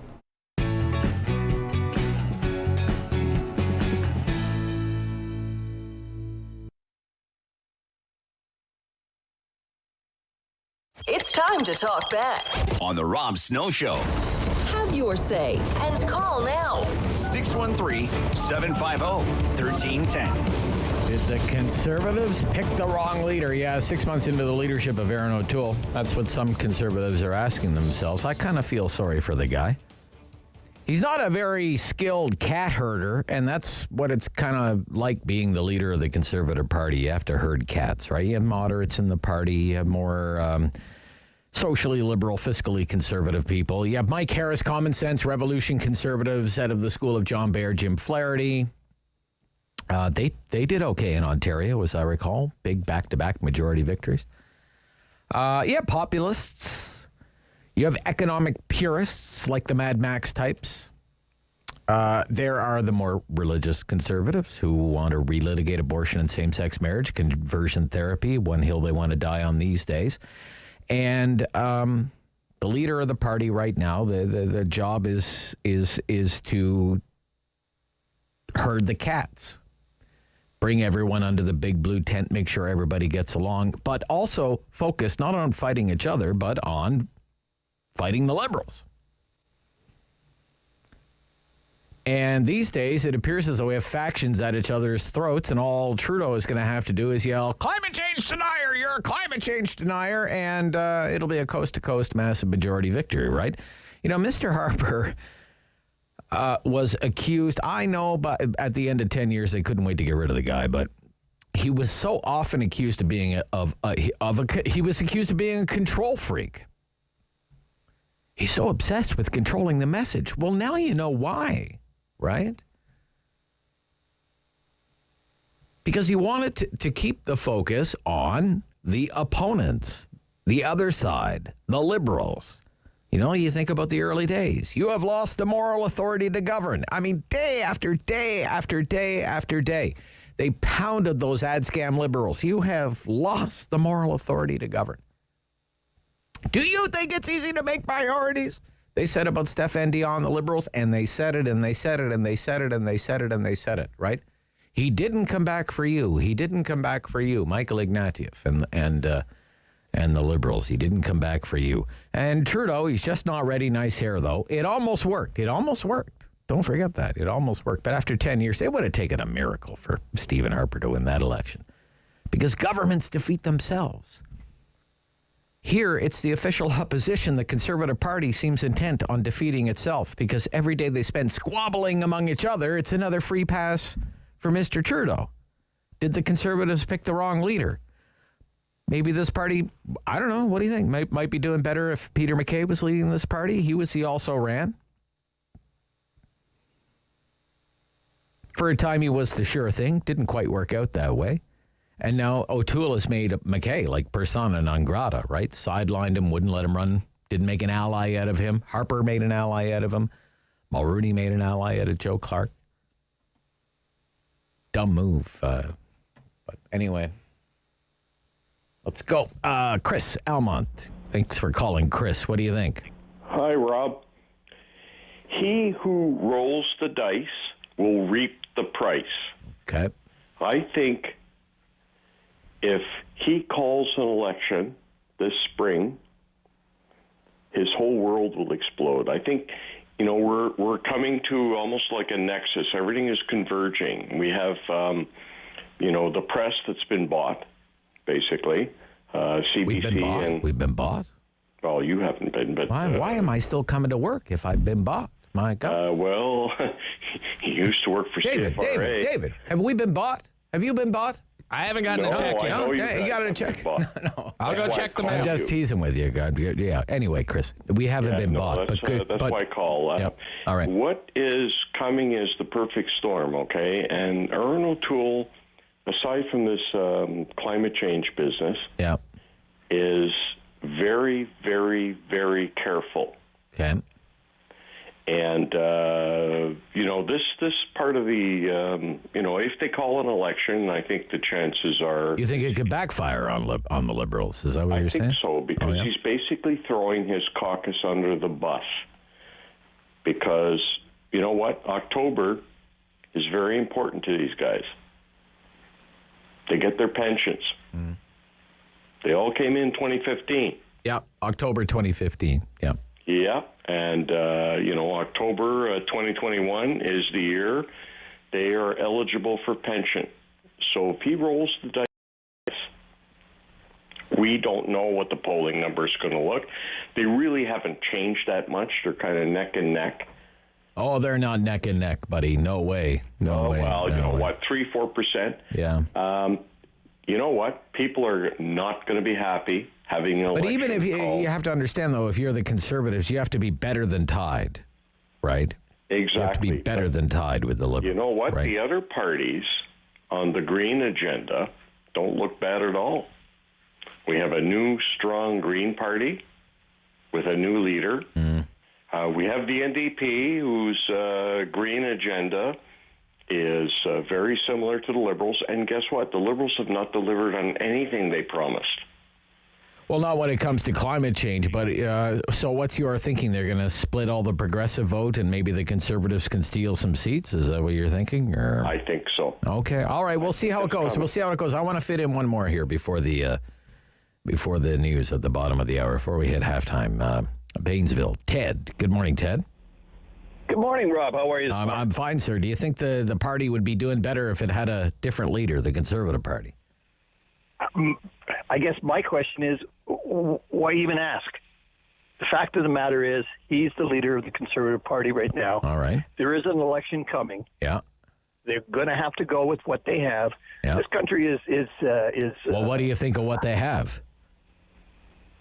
Well, I think that he's not nearly as bad as the media puts out. Okay. The media don't like him. The media don't like the Conservatives. They love to pick on them. Right. The media love, our little Justin. Yeah. I wake up every morning. saying, how can I give Justin some love every morning? Right. You don't have to, Rob. Everybody else does. And the sad thing about it is that 80% of the population is not even paying attention. Right. So, the only people that are getting value out of talk shows and reading the news are political junkies. Yeah. Because the average person, I meet with a group of guys once a month for breakfast, about 30 odd of them. And every once in a while, I'll just throw something out to see whether anybody's actually paying attention. They haven't got a frickin' clue about what's going on. Oh, really? Okay. All right. Yeah. And it's just too bad. Yeah. The climate change issue is a bugaboo. He's got to put something out there to be credible at the next election. But my God, he's got to. The climate change is not at the top of the list. Just ask the average person. It's not there. Okay. Yeah, we all want it done, but we don't want to pay more than $100 a year. Yeah. No, good point, Ted. Good point. Yeah, I tried to make that point earlier.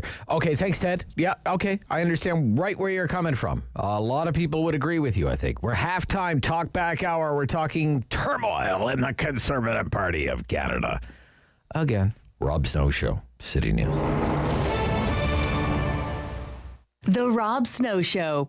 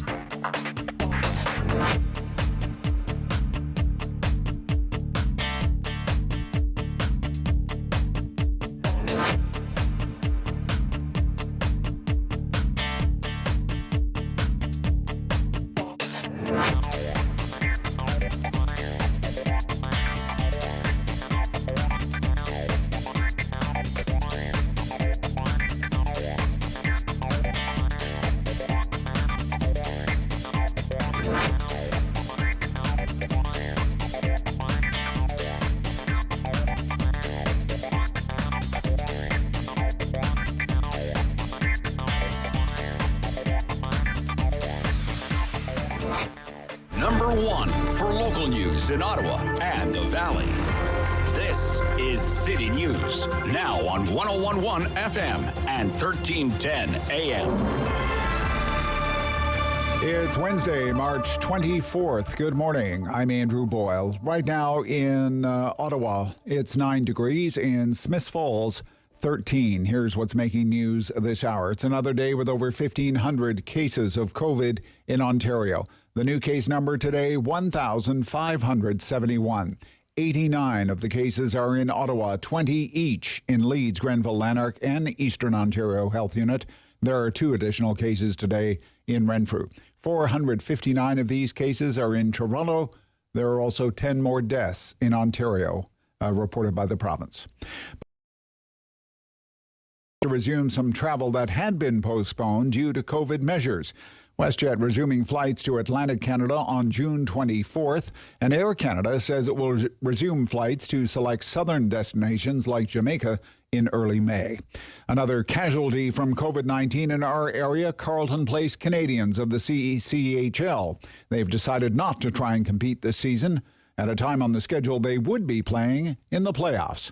The Leeds Grenville Lanark district has moved into the red zone. The team owner and coach, Jason Clark, decided to call off the rest of the season. City News Time, 10:33. I'm Andrew Boyle. For news anytime, follow up online at ottawa.citynews.ca. Talk back. Hello. On the Rob Snow Show. The phone lines are open at 613-750-1310. Now, the Rob Snow Show continues. Would this party, the Conservative Party of Canada, be doing better if someone else was leading the party?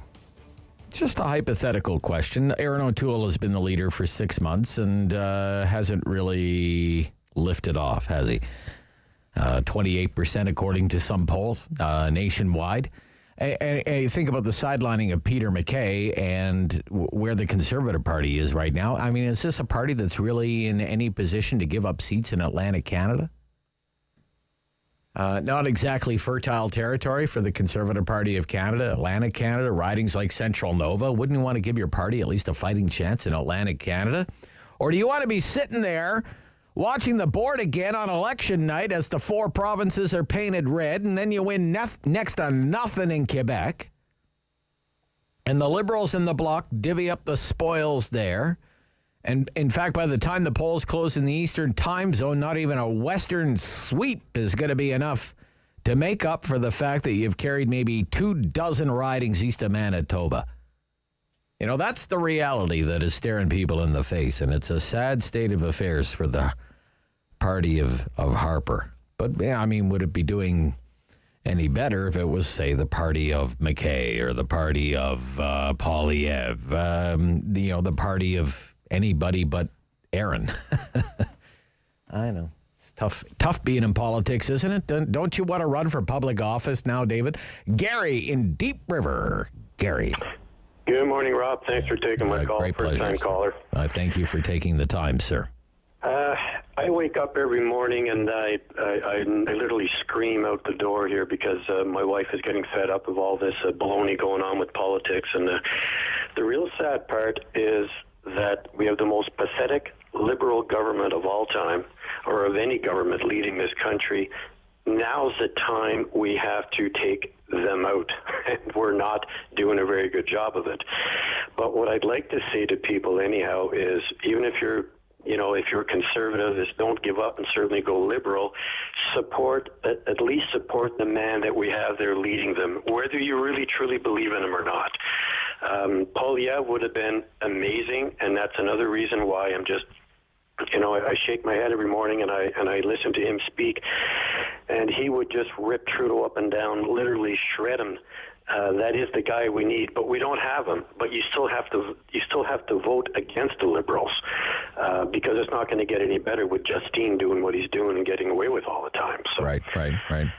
It's a sad state of affairs. We should. But you're saying keep the faith. Keep the faith. You're saying keep the faith, Gary. Well, keep the faith and at least support them regardless.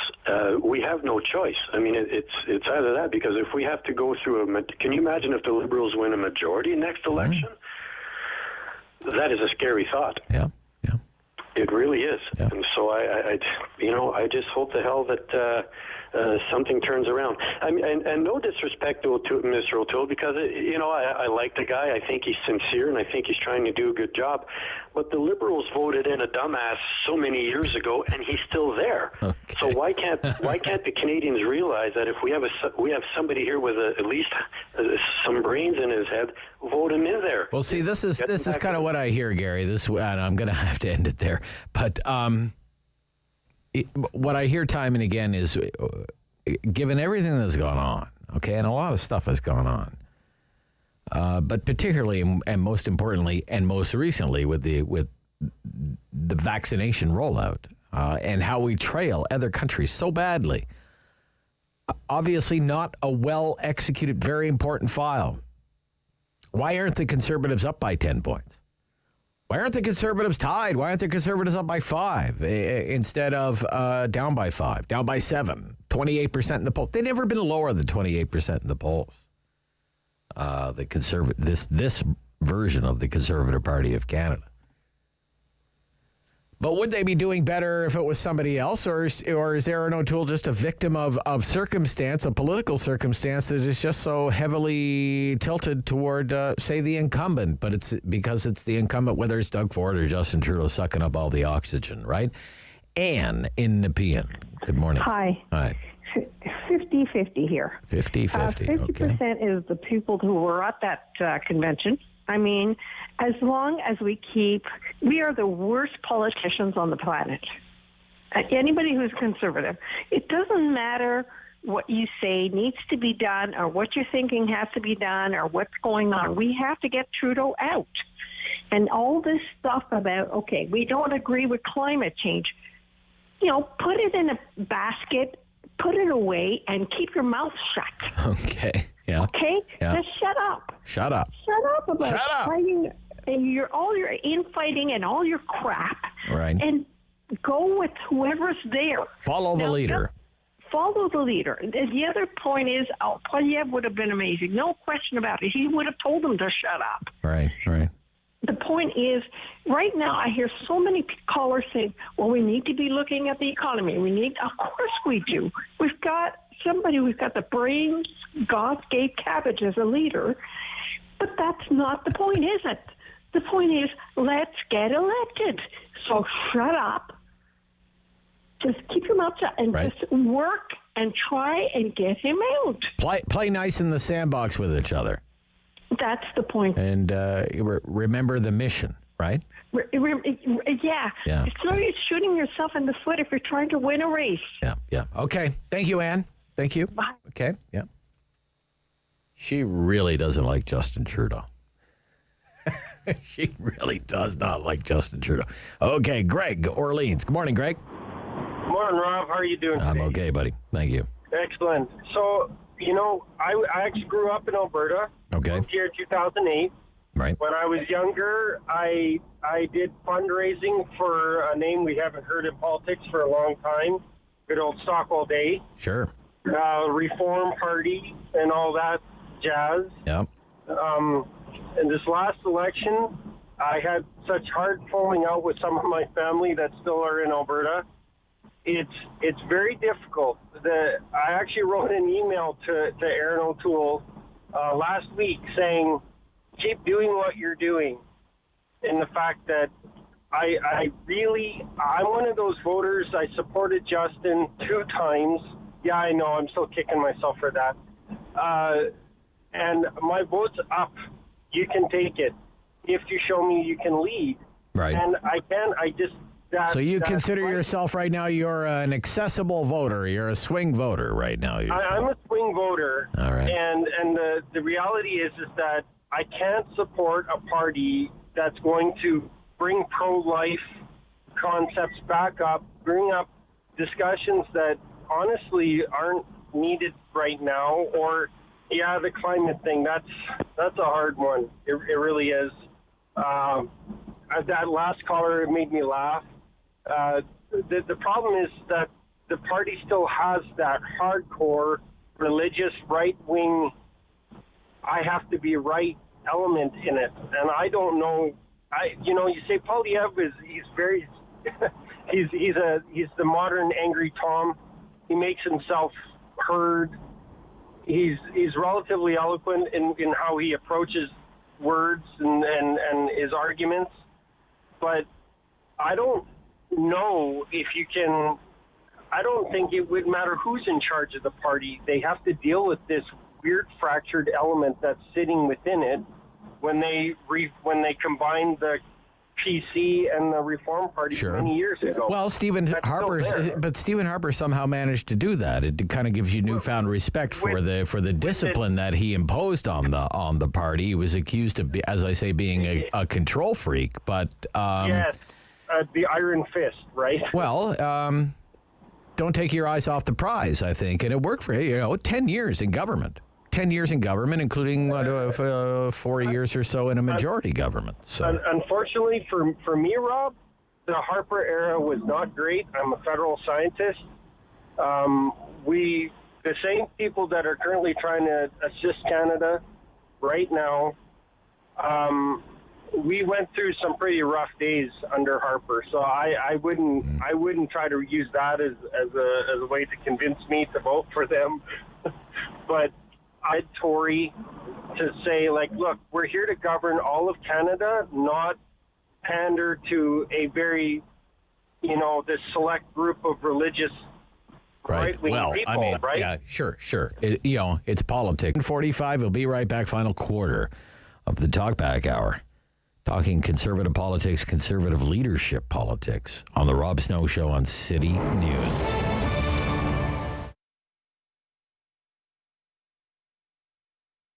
Was devastating, and it's devastating to all small business, but not knowing where it was going to go. But then the renovation market, as people stayed home, took off like wildfire.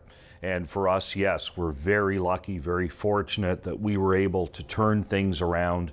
I think a lot of it had to do with our internet presence as well, that I was, kept working on over years, and then it kind of took off.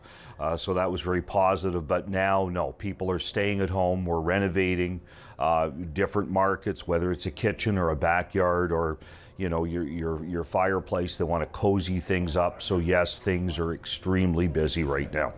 Right now it's fireplaces, and I think with the snowbirds, a lot of those clients have existing wood fireplaces, so they're looking at inserts. So they want to convert the wood to gas. They don't want to deal with the wood part of it, but they want it clean and easy and efficient, and that's been a major increase in our business.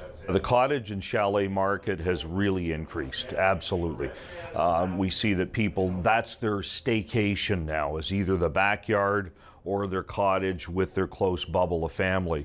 So there's no question that we've seen a big increase in that area as well. I've seen a change in the backyard because now the staycation, from my past being in the pool business, one of our great clients was in the other day, and he's in the pool business. He's booking for 2022.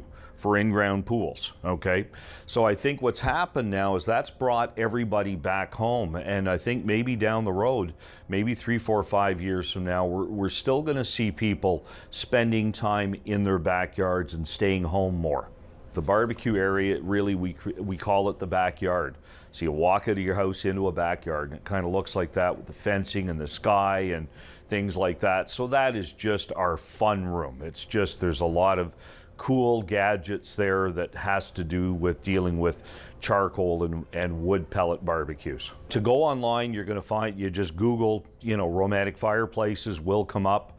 The one nice thing about our work is that when the Google reviews and the Google pictures are phenomenal. We're uploading stuff every day. I have at least 1,000 jobs, real jobs that you can take a look at, either on the Google pictures on the drive, or if you go to our website at romanticfireplaces.com and click on Our Work, that's where we used to load lots of them up, but there's lots of pictures there too. But the great thing about that is they're real. There's testimonials there about people talking about our team. And our team here is unique to everybody else. It's 2 small teams, but these fellas work for me. They're our guys. So when they go into your home, they care as much about your house as you do. It's time to talk back on the Rob Snow Show. Have your say and call now. 613-750-1310. I want to play some audio for you of a conservative and a liberal going at each other. This is the Natural Resources Committee, and it's over Zoom, okay, or whatever they're using for the parliamentary committees these days. Lord knows it's not a real parliamentary committee. But it's a conservative MP by the name of Patzer, and it's Seamus O'Regan. He's the Natural Resources Minister. Bob Fife once called him Shameless O'Regan. Shameless O'Regan. I actually prefer that. But they're talking about Line 5, the Enbridge pipeline that could close in the third week of May, basically meaning there would be no gasoline for much of Eastern Canada, no jet fuel for Pearson Airport. So this is going to be the attack line now from the Liberals. Every time the Conservatives ask a question, the Liberals are going to say, do you believe in climate change? Do you believe in climate change? This is just a sample, okay? Go ahead. Do you know how many barrels of oil a day Enbridge Line 5 carries? Sir, I'll be honest. I want to have a meaningful conversation with somebody who believes in the reality of what is going on this planet. If you answer my question, then we'll find out where we're at with this conversation. Do you know how many barrels of oil a day Enbridge Line 5 carries? Yes or no? Do you believe in climate change? Do you know how many barrels of oil Enbridge Line 5 carries every day? None of these questions or answers mean a whit. I'm asking if we you do not a question. All agree You're here to answer our questions. You answer my question. How many barrels a day does Enbridge Line 5 carry? Man, do you believe in climate change? Do you believe in climate? Every time they ask a question now, the Conservatives, this is what they get in return from the Liberals is, do you believe in climate change? Do you believe in climate change? I would like to speak to somebody who gets the reality of what is going on in this world right now. Do you believe in climate change? Yeah. Alex Canada. Good morning, Alex. Good morning, Rob. How's it going? Good, sir. Go ahead. All right. To answer your question, you're asking, would the Conservatives be in a better spot if it weren't for Aaron O'Toole? Yeah. My short answer is no. No? Aaron O'Toole is not the Conservatives' problem. Conservative voters are their own problem. You guys, I love the calls coveted. It's so funny to me that you guys are such a backwards party. You guys are living in the past. You're losing the game. You guys are losing the game, and it's not looking good for you. And the mention of certain people that you guys would be at a better spot, Peter Polyev, are you kidding me? That guy is the biggest piece of garbage that I've ever seen. One of Harper's political lapdogs. Right. Like, come on. They moved him around. They moved him around from safe rural riding to safe rural riding because he knows he's going to get, Well, he's represented generally the same area since he's been elected. Yeah, exactly. But he was out rural Barhaven before. Now he's out rural Canada. But again, too, they've just moved him around. Oh, Manitic area, right? Yeah. And again, too, you look at it's the game. It's the game, and you guys are losing it. Okay. If you look at Mr. Wonderful there, O'Leary. When was that not just a big O'Leary? Okay, what does Kevin O'Leary have to do with anything? Remember when that was a thing? I mean, he was sure. Trump 2.0. Yeah. And that your party. I'm assuming you're a liberal, Alex, by the sounds of things. You elected Justin Trudeau over an astronaut. You picked Justin Trudeau over an astronaut, Alex. Okay. There's no need to be personal, okay? Calling people pieces of garbage. Get some class, buddy. James, Ottawa. Go ahead, James. I'll keep it classy. I mean, honestly, I have a lot of respect for people who stick their necks out there, go to represent the people. They can certainly lose that respect, but I will give it to them automatically because I think that's the right thing to do. I heard on your show, it was a while ago, but somebody raised a really good point that Canada is a center-left country. Okay. So a party that's right or center-right, that I think that's really the issue here. I mean, the question is Aaron O'Toole effective? I think he is. I think he's a good leader. I mean, he was a military officer. I don't see why he can't be a good leader. It's just that, when the party itself says, climate change isn't a thing. Well, I'm sorry, but you're going to have to come out of that cave at some point. The last guy, he had a good point, although it wasn't as eloquently presented as it could have been. But you do have to kind of wake up and get with the now. Like I remember one of the guys I used to work with is Wake up and get with the now. What is the now then? Okay. The now is climate change is real. It's happening. Right. Okay. So if 54% of your party thinks it isn't a thing, it's not the driver, it's the car. There's a problem there. 54% of the delegates, right? 54% of the delegates to a convention. Well, they call them delegates for a reason, Rob. Yeah. Delegated to vote on behalf of the people. Right. Okay. So, one of my out of step, bygone era, dinosaur party. All of this applies to the Conservatives right now. It took them 10 years to accept gay marriage. After 10 years after. Well, for a long time, Liberal. There are many Liberals who wouldn't accept gay marriage, sir. Right. I'm not saying I'm not saying that they didn't either, but I mean you have to move on. And sure. And I think most people who more than 6 million people voted for the Conservative Party in the last election. More Canadians voted for the Conservative Party than voted for the Liberal Party in the last election, James. Oh yeah. Right. And listen, I'm not saying that the Conservatives aren't worthy of your vote. Not a lot of them are interested in relitigating abortion or same-sex marriage or any of those divisive social issues. But there is always going to be that wing of that party. Yes, there will be. Sure, but you know what? Go swimming with a cinder block tied to your ankle all you want. That's all they're doing when they keep letting those people be heard. I'm sorry, I know they're supposed to be heard. Sure. But at some point you just got to say, listen, guys, shut up. It's a thing. Okay? Get over it. Okay. All right. Gotcha. All right. You think maybe the last two, they're neighbors or something? Leo, Barhaven, Leo. Hi, Rob. Just to get to the point of Aaron O'Toole there. Yeah. I think, I don't know. I mean, it's hard to say. With this climate change thing that he's coming out with this plan and this and that. I think this plan should have came out a while ago. Maybe that would have worked to their advantage than changing the whole tactics now. Maybe they should have started this like a year or 2 years ago, and then maybe this would have worked a lot better for them. Right. Well, he's only, this particular person has only been, Aaron O'Toole's only been the leader for 6 months. No, but I'm saying with Andrew Scheer, it should have been put up on the plate then, you know what I mean? Yeah, well, Andrew Scheer had a 67-page document about his plan for dealing with climate change. Yeah. 67-page document, sir. Yeah. But to answer the question, for sure... People said he didn't have a policy. He had a 67-page policy. It is a 67-page policy on climate change. Anybody read it? Anybody care? Yeah. All right. Yeah. I just want to make a little referral to the last couple of callers there, the guy who put down Mr. Poilievre. Yeah. I think Mr. Poilievre is probably the best MP in that house of anybody. Every time Mr. Poilievre is in that house, Mr. Trudeau doesn't like to show up for any of his questions, because every time he shows up, he gets grilled by the guy. You know what I mean? Like, Yeah. So I think he does a good. He's very skilled. He's very skilled in opposition. I don't think you will find any observer who thinks otherwise. That Mr. Poilievre is not skilled as an opposition. I don't think the guy is disrespectful at all. I think he's a true politician. I think he has a lot of respect from a lot of Canadians, and there might be a few people that might. It's like everybody else, Some people have a disagreement with somebody and all that. Yeah. But he is a top politician. I am very shocked and sort of disappointed a bit that he didn't run for that leadership, because I think it's a different ball game now. I think.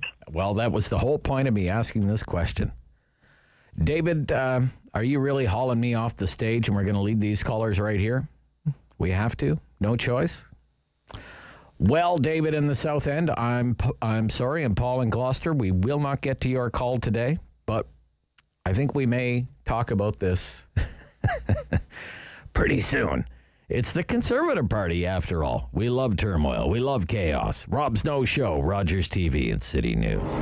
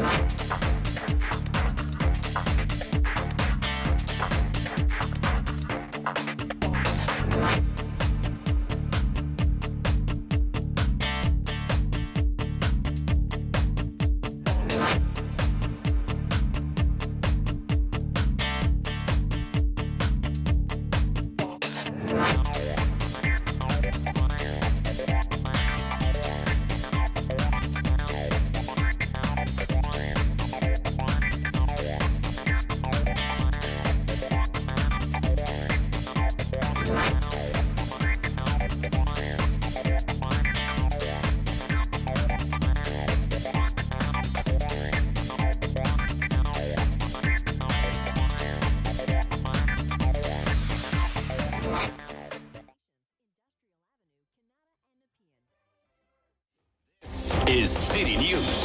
CIJA 1310 AM in Ottawa. And CJET 1011 FM in Smith Falls and the Valley.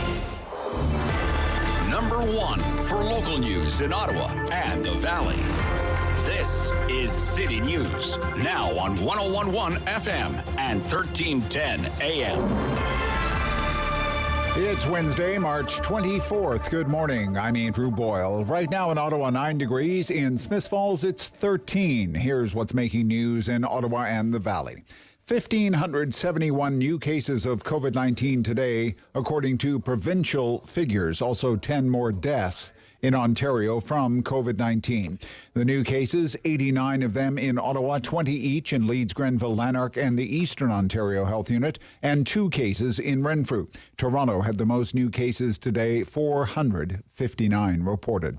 Some of the hardest hit businesses through this pandemic are calling on the federal government to extend some of the key emergency supports, or they warn many companies are going to fail. We get more from City News Parliament Hill reporter Cormac McSweeney. A group named the Coalition of Hardest Hit Businesses, which represents the hotel, tourism, and festival sectors, is calling on the federal government to use its April 19th budget to extend the federal wage subsidy and the federal rent subsidy until the end of the year. They're currently set to expire on June 5th. Beth Potter with the Tourism Industry Association says the fate of many businesses hangs in the balance. 60% of Canada's hardest hit businesses face bankruptcy by the end of the year. The group says even if the U.S. border opens up this summer, it will take some time for tourism and events to get back to normal, and that's why longer-term help is crucial. They argue the cost to taxpayers will be much less than the cost to the economy if these businesses can't survive. Cormac McSweeney, Parliament Hill. City News Time, 11:02, and now your forecast with meteorologist Jill Taylor. Another very mild day for us, but you may need the umbrella at times, especially for the afternoon and evening. The high today, 16 degrees. Tonight, showers this evening. Could get some thunder showers overnight, the low near 10. And tomorrow, still very mild, up to 19 degrees, mainly cloudy. For today, the high, 16. And right now in Ottawa, 9 degrees. In Smith Falls, it's 13. The Carleton Place Canadians have called off the remainder of their season due to the evolving situation of COVID-19 within their region. Here's City News reporter Alex Gouge. Head coach and owner Jason Clark says the move to suspend the rest of the season comes from the team itself and not from the CCHL. He made the decision after Leeds, Grenville, and Lanark moved into the province's red control status and didn't want the players to have to wait 2 to 3 weeks for practice or play at this point in the season. Clark tells me where the Canadians would be in a typical non-pandemic season. We'd be right in the middle of the playoffs right now. We'd probably be in the middle of the first round. And obviously that's the funnest time of the year. I mean, you know, the regular season is just an audition for the big dance, right? So, I mean, it's unfortunate. He adds he's proud of the team for following COVID protocols since that allowed the season to run from August up until March. Alex Gouge, City News. City News Time, 11:03. A couple of former prime ministers have been vaccinated against COVID-19 in Ottawa. Joe Clark and Jean Chrétien receiving their shots. A lobbyist for the Pfizer group posted a picture on Twitter of Chrétien with his sleeve rolled up and a nurse injecting the vaccine. Clark's daughter also posted a photo on Twitter of the former PM giving the thumbs up as he received his vaccine. Well, tugboats are straining to move a skyscraper-sized container ship wedged sideways in Egypt's Suez Canal. It's blocking all traffic and disrupting the global shipping system. The MV Ever Given ran aground yesterday on the route that sees the flow of about 10% of the world's entire trade. Experts say this is an extraordinary event that they say have never heard of happening before in the Suez Canal's 150-year history. It's going to take a couple of days to get that ship turned the right way and out of the canal. I'm Andrew Boyle for News Anytime. Follow up online at ottawa.citynews.ca. He's a pillar of community opinion. The Rob Snow Show returns on Rogers TV and City News. 101.1 FM and 1310 AM.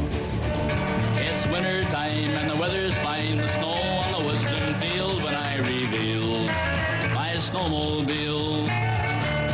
Thrill by gully and hill. Baby, it'll make you feel like an outdoor meal on a snowmobile. Listen to the sound of the bells go round when the winter carnival's here. And oh, what All right, we were just debating here. Bruce McIntyre is here from the Eganville Leader with Valley View. What do you think, Bruce? Last week for that one? I think so. I think maybe Big Joe Muckeraw might want to squeeze in. He's going to have to come back, right? Yeah. Any snow up there, up the line, or what? Do you have any snow in Eganville? There is still snow. I was out for a walk on the dog Clancy in the trails yesterday, and there's lots of snow up in the trails. Okay. All right. You don't want to go out onto the lake in your snowmobile, though, not right? No. I've not been up on one lake yet this winter. I'm pretty happy about that. No. Don't. I had lots of reports of vehicles and stuff is falling through lakes and whatnot. Well, as long as they don't fall through Lake Clear, that'll be another headache for the people up there. So listen, Bruce, I'm thrilled you're going to be doing some part-time freelance stuff for us here at City News, which is very cool. And one of your stories has been posted, first piece from Bruce McIntyre at ottawa.citynews.ca. And why don't we talk about it? Because it's about a retailer. Tell me about the story. Well, I met Blanche about 10 years ago, and she received an award from our MP Cheryl Gallant for her work of just opening a store that Got You in Mind. She came to the name Got You in Mind because she's always mindful of things dealing with mental illness. She struggled her entire life. So she opened up a thrift store, and it's more than a thrift store. It's a gathering place for the downtrodden, the homeless people, people with addiction, people battling mental illness. It's a safe place for them to go. They feel safe. They feel secure. They're among people they can relate with. And COVID just really hit her hard, very, very hard. They were closed for a lot of the last year, and you don't make a lot of money selling, dresses and furniture and secondhand. She never asked for help. She asked for help for herself, but she didn't want to ask for help at the store. So one of the volunteers, Teresa Huck, who she met Blanche about 9 years ago, she's the first admitted that Blanche saved her life. She was a total stranger, and she was going through a tough time, and she spoke to Blanche, and she said, I've got to help her. I've got to do something. So she set up a GoFundMe page, and their goal is to raise $13,500 to pay for 1 year's rent. And Blanche has gone through, she's been in and out of hospital dealing with her mental illness. She had a fire in 2017, just knocked the crap out of her. She went back into treatment, and she came back out stronger to rebuild the store. And she's an amazing woman. Like they, Rob, if angels ever came down without wings, she'd be first in line. She's just an amazing, generous woman. She gives and gives and gives. And so her friends have asked the community to help give something back to her. And, she'll give, if someone comes in without money in the winter, take that coat. Go ahead, get a pair of boots. Don't worry about it. Oh, really? Yeah. Yeah, so that's the kind of woman she is. So hopefully they can go to the GoFundMe page for Got You in Mind, and they can help her out quite a bit. Got You in Mind from Pembroke. Yeah. It's a beautiful little store. I've been there many times, and she's a wonderful woman. Could use some help. Trying to raise about $13,000 to pay the rent for the year to get them through the year, right? So. Yes. When she had her fire back in 2017, I actually went to the hospital to pick her up with her daughter, and we took her out for the day and drove around, and she wanted to go see the store after the fire. I said, I don't know, but we went in there, and she said, okay, I got to make a new store. This is my inspiration. Yeah, I'm just looking at it now. They've raised about $5,800 so far.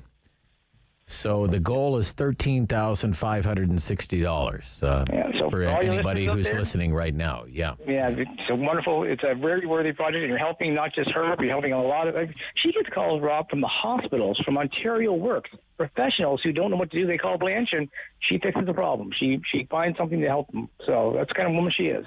Now, speaking of Pembroke, it's on the front page of the Eganville Leader, which is Renfrew County's largest paid circulation newspaper. New paper is out now, $2. Okay.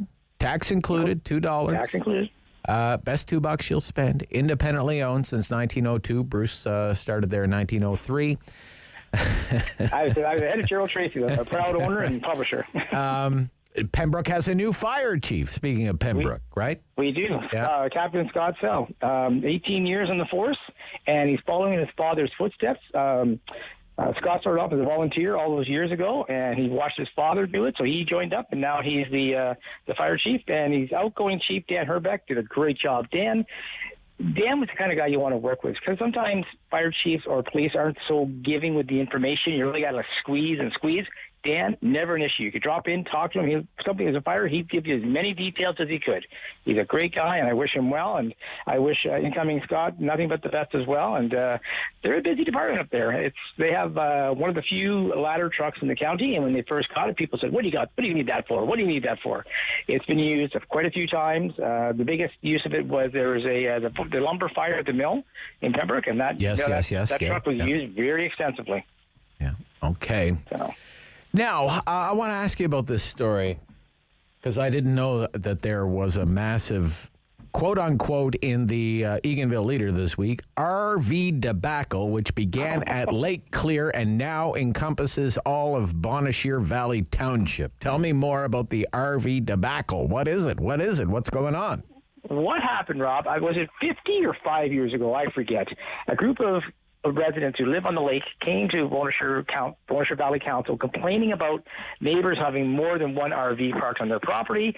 They're complaining that there's too much wastewater going into the lake, that this has to be stopped, that they're considered an RV as a building, it's a permanent structure. And so this is back and forth for 5 years. There's been a group of residents who say, we're not polluting the water, we're taking the water away, it's not going into the lake bed.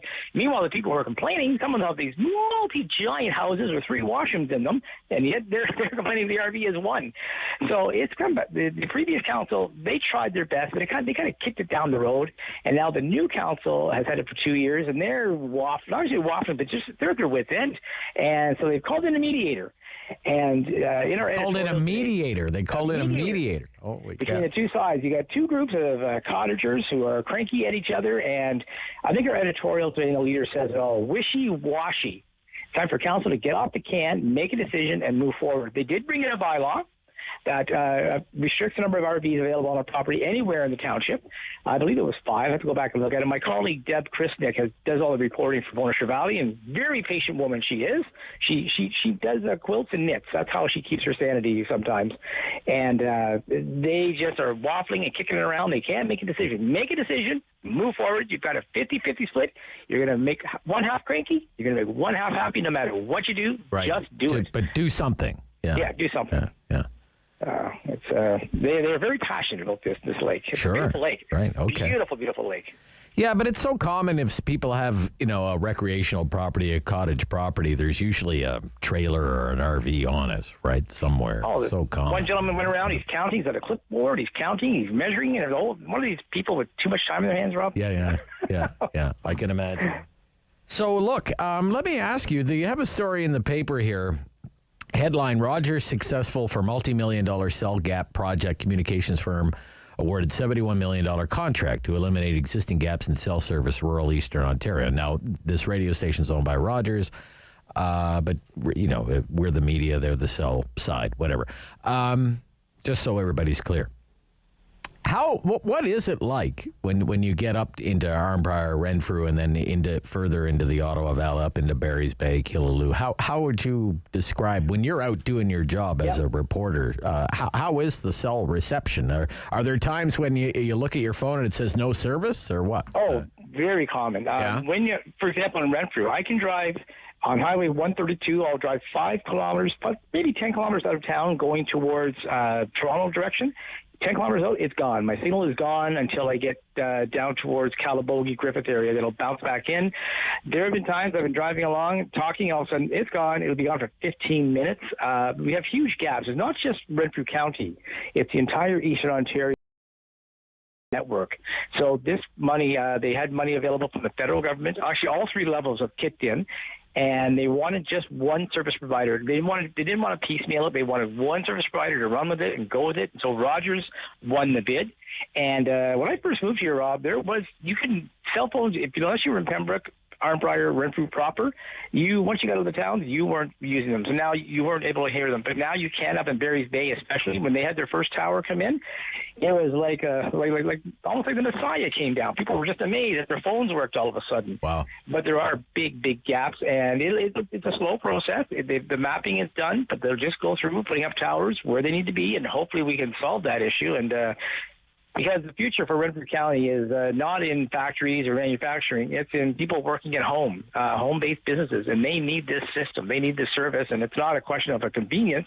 It's their livelihood. So we're hopeful they can do it quickly, and I congratulate Rogers on winning that bid, and I think they'll do a fine job. So much different St. Patrick's Day, I guess, but it turned out okay for the Douglas Tavern, which is it's been sold, right? It's been sold. Yeah, and they had a sale of some of the memorabilia, I guess, that went in. They did. They had their last St. Patty's Day ceremony in the old Diddley, and it wasn't nearly as crowded as it usually is. Yeah. But there was music, there was dancing, there was laughter, there were cheers, there was the world famous Douglas Tavern auction. Now that's the big thing. One of the co-owners, Terry McHale, has worn this green hat for years, and they auctioned that off for Chio. And one of the residents who now lives in Carp, Miss Craig, every year she makes a very unique hockey sweater, the Douglas St. Patrick's hockey sweater, and that is auctioned off. And this year, for the last kick of the can, just over $13,000 was raised by bidding on those two items.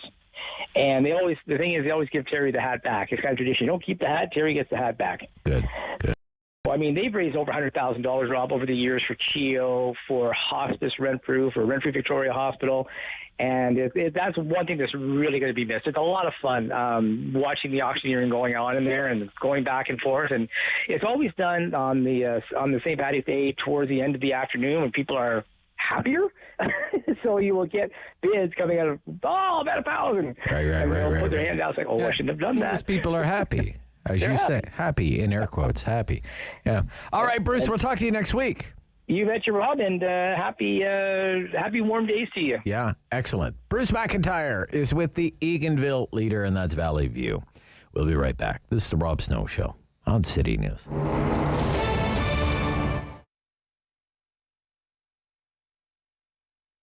To opening a business especially in a pandemic, in that kind of situation, is very challenging. First, people don't know me, people don't know my product. To build a new clientele, to build a trust for them, to show them that I care about it. I do love my food. That was the biggest challenge. And of course, in all lockdown, where I had to face it regards my employee, girls, ladies, what they work for me. I didn't want to tell them, sorry, I'm closed, I'm not having a job for you. No, they have families, they have kids to feed. So this is very important because we are family orientated. And we decided to open. We, of course, essential business. So been very tough, very, very tough, as we didn't see people on the road. Market was completely quiet, but we knew that we have to wait and we're gonna be fine. In this town, we built online shop, Vedel Online, and we did Uber Eats, which one is picking up and is very, very popular. We have a really good feedback. So this is the song from my heart. And and we try to expand. I'm thinking about opening another location. So I want to make Vedel famous. I want to make the Vedel place to be for all the families with kids. Try the traditional food, what the grandparents cooked in the countries when they're from, or even Canadian people. They're more than welcome to come and try our famous pierogis. I try to be passionate about my food, organic food made with love, with all homemade, organic. So you can find food from all over the Europe: Polish, German, Ukrainian, Romanian, French, Armenian. So all kind of different types of food. Homemade lunches. We focus on the homemade lunches, grandma style. I keep always saying, like in my Genia Babcia house, how she cooked. I wanted this love and this food over here because I believe that would bring all people around me. And all the organic cold cuts, lovely selection of sausages, cheeses, European cheeses, great selections of mustards, French cookies. All what you need from Europe you can find here at the Wedel Touch of Europe. If you think good way, that's it.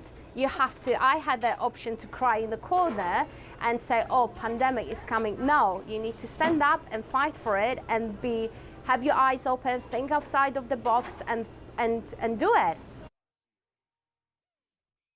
Opinionated Ottawa icon. The Rob Snow Show returns on Rogers TV and City News. 101.1 FM and 1310 AM. Hate crimes, sadly, have been in the news a lot over the last year. There's been a big increase in reports of hate crimes. People of Asian descent, for example, here in Ottawa, people being victimized, blamed for the pandemic. The mayor of Ottawa, Jim Watson, recently the target of hateful graffiti outside of his home because of his sexual orientation. What is a hate crime? How is it investigated? What qualifies as a hate crime?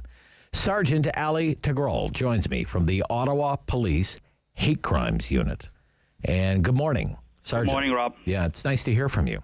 Thanks for having me. What is a hate crime? So, hate crime is any criminal offense which is committed against a person or a property that motivated partially or in its entirety based on the suspect's hate or bias towards the victim, and the victim has to fall under the Charter Protected Group, for example, charter rights, ancestry, race, national and ethnic origin, language, color, pretty much all the Charter Protected rights that an individual has. So that would constitute sexual orientation being that's one, right. That's right. As well, right? How do you explain the increase, for example, in reports of hate crimes against people of Asian descent here in Ottawa? Sergeant. So based on the numbers that we have, when we looked at our numbers the past 2 years, this last year, and based on, I've reviewed all the reports, there is a direct link between COVID and the increase in numbers against the Asian community in Ottawa, based on the evidence that we've seen, based on the reports. So there is a direct link between unfortunately, the pandemic and what's happening to the community here in Ottawa. Okay, so what sort of incidents are your members, your unit investigating then? Is it say insults in public? Is it violence? Is it give us a sense of what you're investigating right now? They're ranging anywhere from assaults, threats, and acts of mischief. And when we talk about mischief, there's that element of actual damaging someone's property, but there's also the secondary portion of that is when racial slurs are added at someone, which would interrupt or interfere with their ability to enjoy whatever they're doing. The enjoyment of property, there's a section under the Criminal Code 430, section C and D, which states that everybody has the freedom to be able to operate or enjoy any property. So that's where the racial slurs come into play, and we categorize those as mischiefs. As mischief, okay. But also assault, though. That's right. People have been assaulted. Okay, right. Okay. Threats, you mentioned? Threats? That's right. Okay. Let me ask, I'm curious because everybody's always connected, always on. We're in the age of social media, which is not really the friendliest place to be at times. Can there be a social media component to a hate crime? If I'm on social media, could I be a victim of a hate crime? Could somebody perpetrate a hate crime using social media? Absolutely. Threatening somebody, for example. For sure. So one of the we're very lucky that we have instant access to information and information sharing, but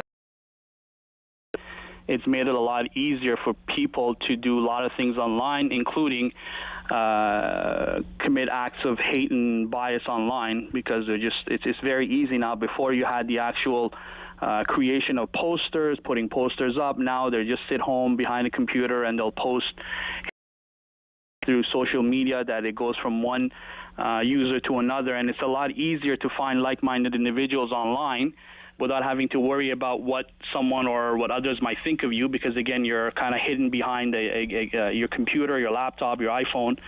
So that has contributed to this tremendously. I'm just curious now.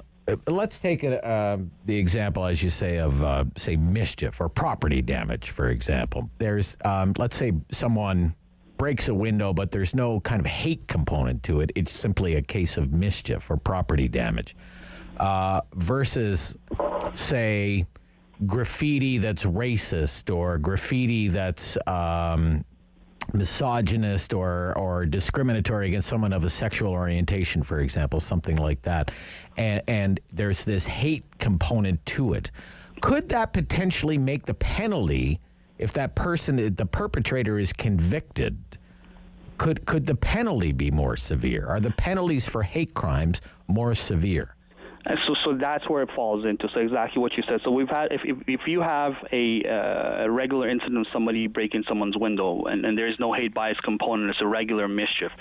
But when you include, for example, what you said, when we've laid this charge numerous times, for example, someone damaging a religious property, a mosque, synagogue, temple, or drawing a swastika somewhere. So we lay a mischief charge, and we also add in the component of hate and bias based on the action of the accused. Okay. And obviously we would have to prove the elements of the offense, and once the individual is convicted, then the elements of hate and bias come into play in terms of sentencing. So there is an opportunity. It's like an aggravating factor. Exactly. Sergeant, right? Exactly. Yeah. Okay. Very interesting.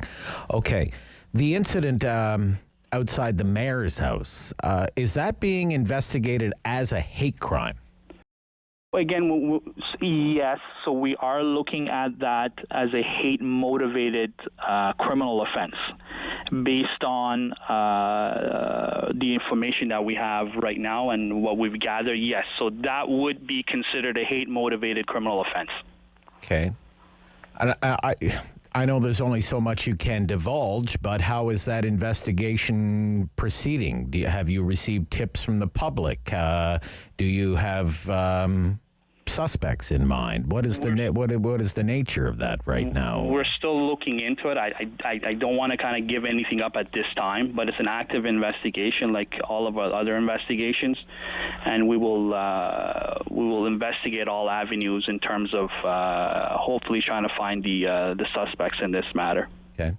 The Ottawa Police Hate Crimes Unit. Tell us a little bit more about that unit. How many, for example, how many staff are members of a hate crimes unit? What are their particular skill sets? So there's three of us, a sergeant and two investigators. We're all trained in terms of what the hate crime legislations are, and also we have all the required training to conduct criminal investigations, and our mandate is to investigate all incidents that are motivated by hate or bias across the city.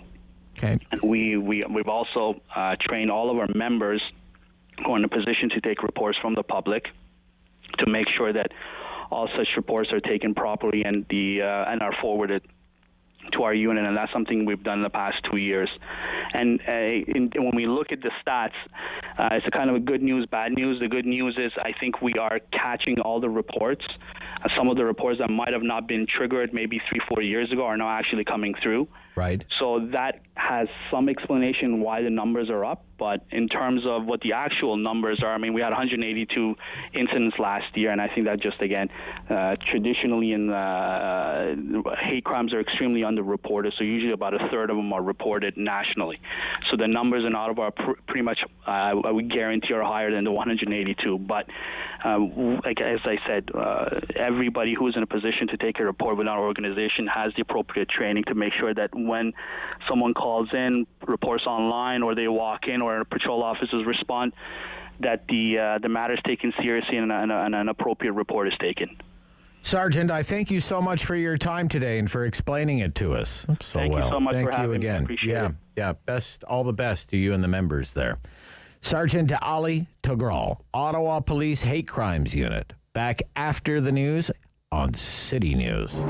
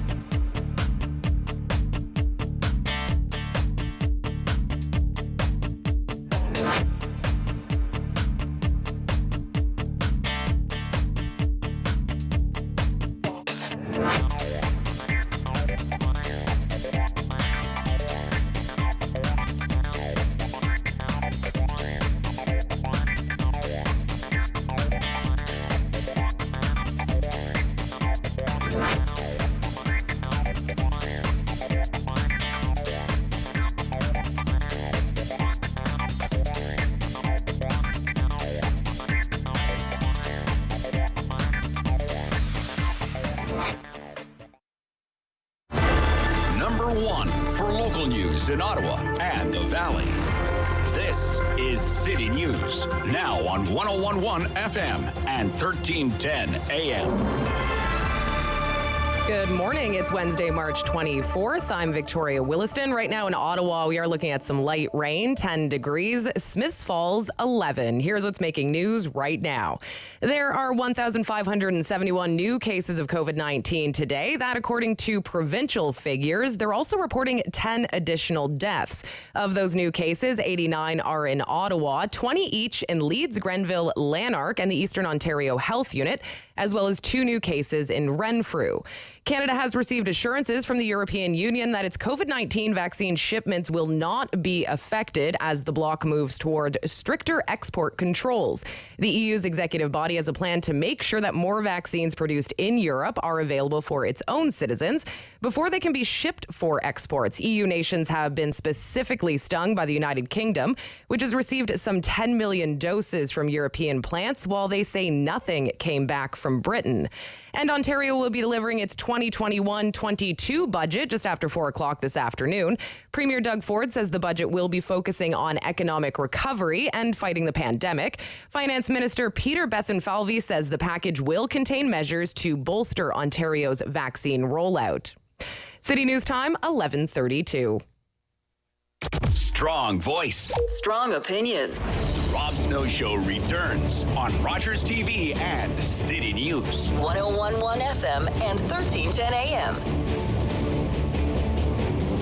We're joined right now by the Medical Officer of Health for the Eastern Ontario Health Unit. So we're thinking here about Hawkesbury and Cornwall. Northern part of Akwesasne as well is covered by that. United Counties of Stormont, Dundas, Glengarry, I believe Prescott Russell as well, if I'm not mistaken. Dr. Paul Roumeliotis. Dr. Paul, welcome back. Good to be back, Rob. Yeah. 20 cases today reported. 20 cases reported as of yesterday. Yeah. We've got another 23 just reported to me this morning. Okay. So what are you thinking about these numbers? Well, I'm not very happy about it. We were on the verge of going into red last week. The Chief Medical Officer of Health called me in the middle of the week and said, let's look at your numbers. And at that point, we were on an upswing, but we were hoping that it would level off, and I asked the Chief Medical Officer of Health, let's hold off, let's stay in orange. But over the weekend we had 72 cases, and then yesterday another 20, and today another 23. So our rates per 100,000, our 7-day rates are really way above the red zone at this point. We're in the 60s, and you're red 30, 40 and above.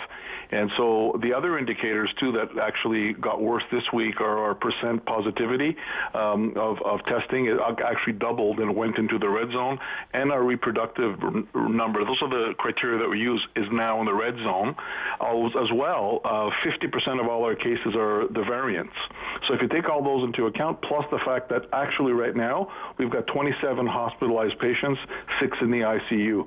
So it's showing us that we still have a high level of activity in our area, and based on my conversation yesterday with the Chief Medical Officer of Health, and looking at the trends, we will be put into red zone.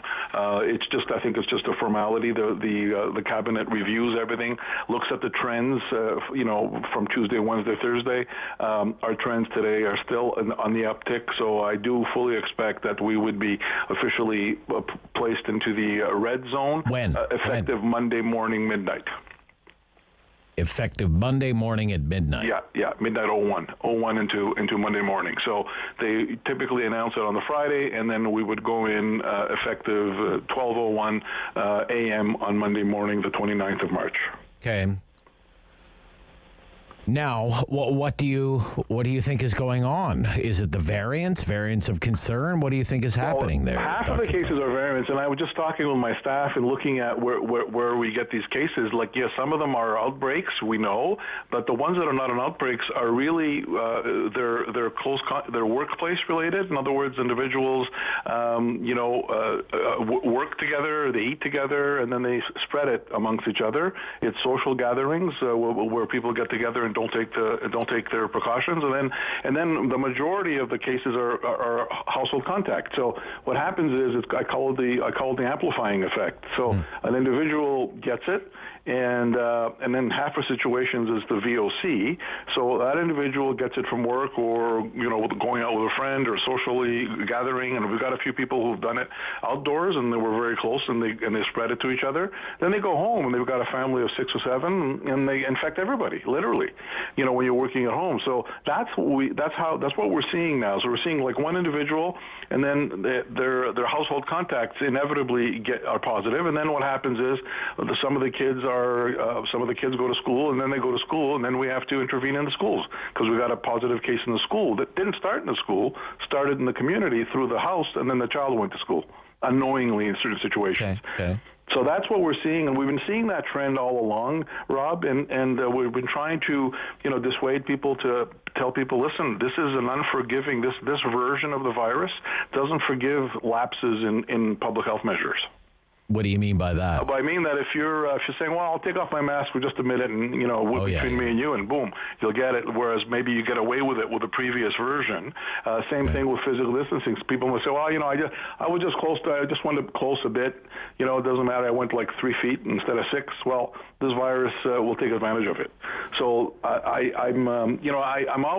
was quite discouraged. I was discouraged when I saw these numbers. I saw them going up, Rob, but then if you look at the province, I was looking at a chart yesterday. The majority of health units are higher rates on the 20th than they were on the 7th. So we're seeing an uptick across the province. We're seeing an uptick across the world. As you know, European countries are some entire countries in Europe are under lockdown, and they're going to be under lockdown for a month. I know. So, we're seeing now, that their numbers have now stabilized at 1,500 range now. It's been a couple of days. What I was encouraged about, Rob, is the fact that although we're seeing the numbers go up and hospitalizations sort of stable, but not overwhelming, but unstable, we've seen a dramatic decrease in outbreaks in long-term care and retirement homes. And that's a tribute to the vaccines. We have now vaccinated, for the most part, 2 doses for all residents in long-term care and retirement homes. And the outbreaks that we have now, the majority of the outbreaks that we have in my area in those institutions are staff, not residents. So I think I take a bit of comfort in the fact that at least our vulnerable population has been protected, and we've seen it by a rapid decline, really week to week, of long-term care retirement home outbreaks, as well as deaths related to those. And I think that's a good thing. So I'm looking at that and telling people, look, we've done a good job there. We're now addressing the 80 and the 75-year-olds, which are sort of next in line in terms of the number of deaths that have been occurring in that age group. And I think that it's just a matter of time until we'll be comfortable in saying, you know what, we'll be a bit more tolerant of the numbers. We'll be able to, relax some of the measures as we vaccinate more and more of the vulnerable population, and our vaccination rates become higher. So, the light is closer than it was in January, at the end of the tunnel. So we're not there yet, but I just, and what happens is people don't realize that, as we get the increased cases, our staff now has to do case management and call people, whereas, now I want them to be doing vaccinations. Yeah, would you call it a third wave? You know what? I think it's the beginning of a third wave, but if you look at, and mainly if you look at the VOCs, it definitely is starting another wave. If you look at the older version, it's kind of flattening. Okay. You have 27 people in the Eastern Ontario Health Unit. I said is, Cornwall, United Counties, Stormont, Dundas, United Counties, Prescott, Russell, Akwesasne, Northern Borscht, this whole entire area kind of east of Ottawa, right? Yeah. You have 27 people in the hospital, 6 people in ICU. How well equipped are your acute care hospitals to deal with that kind of case? Well, the thing is that they're at their limit at this point. However, some of the very sick ones are in Ottawa, hospitals. The ICU ones are in Ottawa hospitals. Yeah, we have a regional approach. Okay. And so we're at the limit. We're not overwhelmed, but we are keeping a close eye on that. And for the most part, right now, people that are in the hospital are not, sick enough. Like the majority don't go in the ICU. However, what we're seeing is that they need oxygen and they'll recover. But we need to prevent that as well. So it just gives us a measure. As those numbers goes up, as our rates go up, it just tells us that we need to be a bit more diligent and vigilant with our precautions. And again, I've pleaded to the public. I said, let's give it a bit more time. Please be careful. Let's not overdo it. Please respect those measures, because we are now ramping up vaccinations. I'm hoping that we'll be able to again progress quickly. We went from 80s to 75 and start going into phase 2 so we can vaccinate a more significant proportion. And again, that's another issue where that we're basically dependent on our supply, but at least we're seeing some measure of improvement, particularly among the vulnerable. Okay, so just so I understand this, so for example, if somebody contracts COVID-19 to the point where they need to be not only hospitalized, but be put into the intensive care unit, and they're in your health unit, for example, in Cornwall or the surrounding area there, they would actually be taken to a hospital in Ottawa? Not necessarily. It depends on the severity of the situation, and it depends on, the state of overwhelming of the hospital. So there's a regional approach here, so all the hospitals, transfer to each other depending on their capacity and the severity. So, initially they go to the Cornwall hospital, and then depending on how sick an individual would be, or if it required, some other types of interventions, then they would go to the Ottawa hospital. But for the most part, for lack of a better word, the average ICU admission stays in our area. Stays in your area. Yeah. Okay. So if you're put into the red zone on Monday, you okay with that? Yeah, you know what? You're disappointed, but... I'm disappointed. I'll be honest with you, but frankly, we have no choice. Rob, I fought it off. I kind of resisted last week, saying I told the chief medical officer, I said, listen, David, we're kind of like at the border. I saw a bit of a leveling off going into the weekend. Can we kind of leave it this week and see what happens next week? And he said, fine. And then, inevitably, the worst thing happened. We had a tremendous number of cases. For our region, to put into context, we're 220,000 30,000 people, and we had 73 cases in 2 days, and sometimes Ottawa gets 50 in the whole area. You know, so just to put it into context, that you're kind of a hot spot, Doctor. We are a hot spot, particularly the Cornwall area right now. The Cornwall area, it was interesting because initially we had most of our cases in the Prescott-Russell area, and that was understandable because a lot of people that work in Ottawa live in the Prescott-Russell area, live in Rockland, Embrun, Russell, those areas. So we there was a connection there, but it shifted now. And then Cornwall and the sort of southern part of the area of my area were relatively spared going into September. And initially, I remember Cornwall had at one point they had something like. Well, I'm looking at the graph in front of me now. I think they had 30 or 40 cases at one point going into July, August, they were 27, 35 cases. They're up to 867 total cases right now. Wow. They're now Cornwall is sort of the large, has the most cases of all the areas. Rockland had 319, Russell had 247, Hawkesbury had 266, and Hawkesbury includes about 100 in a long-term care. And so now we're looking at 867 in Cornwall. So it really jumped up dramatically there, as well as in the Glengarry area as well. So I don't know why it flipped over, but still it just brings our numbers up. And again, I was disappointed. I was hoping that we wouldn't have to go into the red, but unfortunately there's no other choice. All of the indicators, Rob, that you tick them off, you all tick off in the red zone. Are you satisfied with the way the vaccine rollout is going for your health unit? Yeah, I'm satisfied because we're able to, whatever we get into our freezers gets into the arms. We're getting, low flow, in terms of the numbers that we have to vaccinate. What we have right now is we can't, we've now planned only till April 12th. That's the allocation that we've been given. We're told that you're going to get so much per week until the week of April 9th, I think it is, 9th to 12th. And then we've only planned then. So it's hard for us to plan beyond that, not knowing what I'm going to get. I'm told we're going to get much more bigger numbers, so I'm hoping that we are.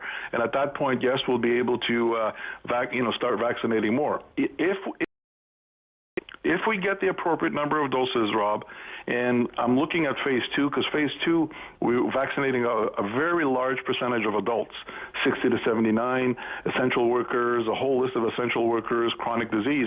We'll have vaccinated virtually a very high percentage of our population, adult population, in phase 2. So the quicker we get phase 2 done, the quicker we'll get to having vaccinated at least one dose with everybody. So if what we're hearing is correct, our numbers are going to go up.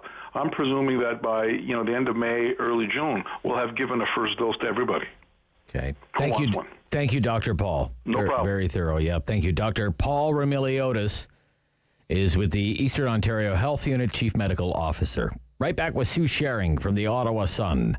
What's been happening in city politics? Coming right up on City News.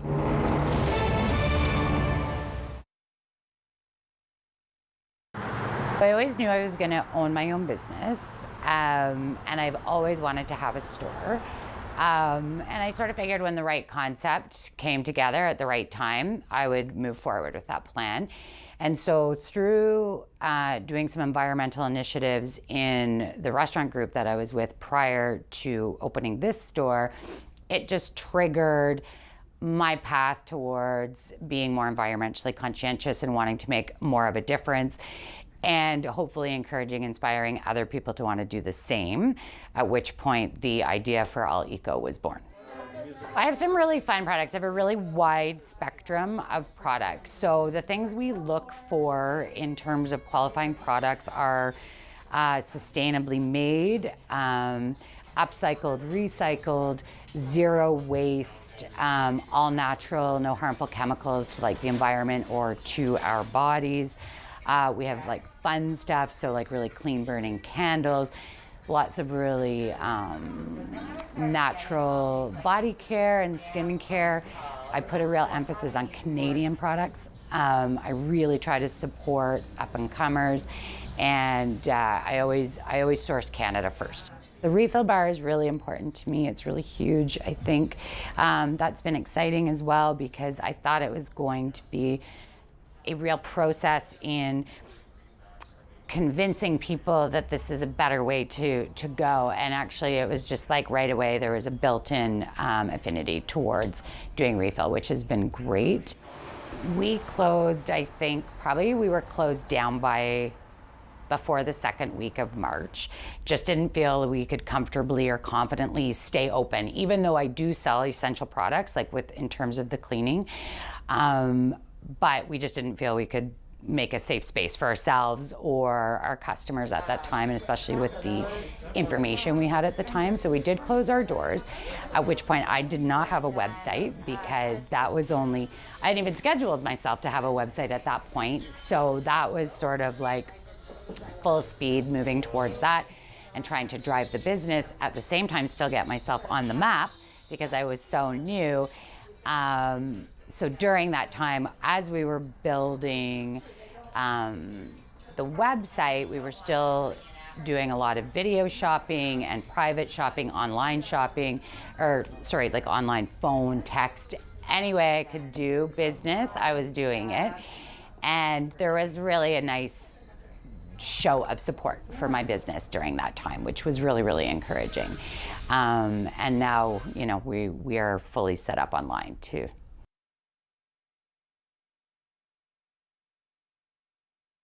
Is changing. So keep up with Rob. The Rob Snow Show returns on Rogers TV and City News, 101.1 FM and 1310 AM. Sue Sherring writes about City Hall for the Ottawa Sun.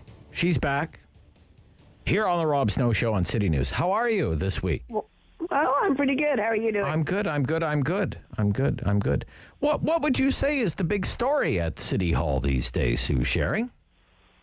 Well, I guess most recently, City Hall dominated the news with the comments directed at Mayor Watson. Yes. The homophobic comments, and I do believe, and this has happened to him before, I do believe he handled it perfectly, and it's still hard for me to believe in this day and age that sort of thing exists, but it clearly does. Yeah, sadly it does. We just had the sergeant on from the hate crimes unit. I tried to get an update on the investigation, but it's an active investigation, he said, right now. So, well, it was interesting to read that he had cameras installed. That the mayor had cameras installed after another incident. So, although as the mayor said, it was pretty dark, so he doubts that, someone's face will show up. I don't know how all that stuff works. But this is this is such a recent trend that I find really disturbing, and I understand. This is not a form of protest. This is being investigated as a criminal act. But there was a protest about housing development where there's some affordable housing. It's private housing, but it's still rather affordable. And you remember, Sue, it's in Nepean, I believe, and they have to bulldoze basically some affordable housing to make way for light rail, right? Right. And some of the residents, obviously, they're not happy about that because they have affordable housing now. They don't want to lose it because if they have to leave there, they won't get the same kind of deal on rent anywhere else in the city right now. But they decided to protest outside the mayor's house. Yes. Right? And I don't know about you, Sue, but I really don't like that. If you have a problem with City Hall, protest. Hey, grab your bullhorns, grab your signs, march, do whatever. But don't do it outside the politician's house. Like, go to City Hall. That's, have Marion Dewar Plaza. Skate on the Rink of Dreams, whatever. I couldn't agree more. I mean, it's just wrong, and again, it worries me. I don't even know how everyone knows where he lives, but yeah. It's that used to be kept well under wraps, Yeah. I don't. Yeah. So, I'm not sure what's going on there. Now, I have to ask you this, Sue Sherring. You have to? I have to. I simply must. It has been in the public domain. Ken Gray had it on his site, and then followed Pat Aguccione, who ran for city council. He used to work for the city of Ottawa and knows Bob Chiarelli really well. Anyway, apparently this is all very serious, that Bob Chiarelli might be planning to run for mayor if Jim Watson doesn't run for mayor. I'm assuming that all of this is on the premise that Jim Watson doesn't seek re-election. But if Bob Chiarelli decides to run for mayor, would you give him a good shot? Would you give him a decent shot at winning that thing? Like, does he still have political I think capital? You know, his chances of winning are very much dependent, in my mind, on who else is running. Okay. And he has certainly speculated that with that same premise with me. He has, I think okay. it's a couple of years away. I think it just depends on who's running. Maybe he just wants to keep everything interesting. I'm not sure what his motivation is. I think it does to me, and I've often thought this over the years, the allure of being a politician for people who feel that way must be very strong. Because he certainly served, and I'm not referring to his age at all. I'm referring to the fact that he's done a lot of public service. And what is left for him to do? Okay, he's regional chair, mayor, right? MPP, cabinet minister, come back and be mayor again? I don't. But he apparently it's he's not impressed with official planning and infill development and so, like some big picture stuff. So, Well, I can't wait to find out who all is going to be in the race because for municipal reporters that's like catnip. The Emmys once every 4 years. So like catnip. It's like catnip for us all. Yeah, it totally is. Yeah. But there's one name. It's a pretty big name, Bob Chiarelli. Diane Dean's apparently expressing interest. I could totally see her making a run for it. But I think, again, it all depends on what Mayor Watson decides to do. You would agree with that, right? There are some people who are just will not run if he's running. And I don't think there's any doubt that there are some who won't run. I think he is beatable at this point. Again, depending on, if Bob Chiarelli, Diane Deans, Jeff Leeper, I hear he's quite serious. If Watson runs and he's running against 3 or 4 people, he's in. I mean, in my mind. Right. If it's a head-on with a very, a strong candidate, like a big name. But, I mean, when too many people get into the race, unless the incumbent has really messed up, has a pretty strong chance of getting back in. Yeah, then you invite even more people to run against you. Yeah, let's get 7 or 8 people to run against me, right? I'll help fund your campaign. Yeah, you can all get 10% of the vote, and I'll win with 12, right? Exactly. So, sure. Can we throw your name in? No. That's never going to happen. I couldn't handle the hours. I couldn't handle the hours, the workload, or genuinely, having to be nice to people. So, all right. They can't pay you enough for that, right? No. Any signs of when you might be getting a vaccine? Even a single dose? No. Okay. No, I'm not close enough yet. Not close enough yet. Not just yet. Okay. All right. And, I just sit in my basement, so I'm not really very worried. You're safe. So. You're safe. Okay. Really liked your column this week. Check it out. Sue Sherring in the Ottawa Sun. Best approach to urban coyotes is to learn to live with them. Learn to live with them. Okay. I'm just quoting the experts. I don't know how I could do that. But are you inviting them over, Sue? Or no. This program is brought to you by Ignite TV. Now you're in command. Visit Rogers.com for more details.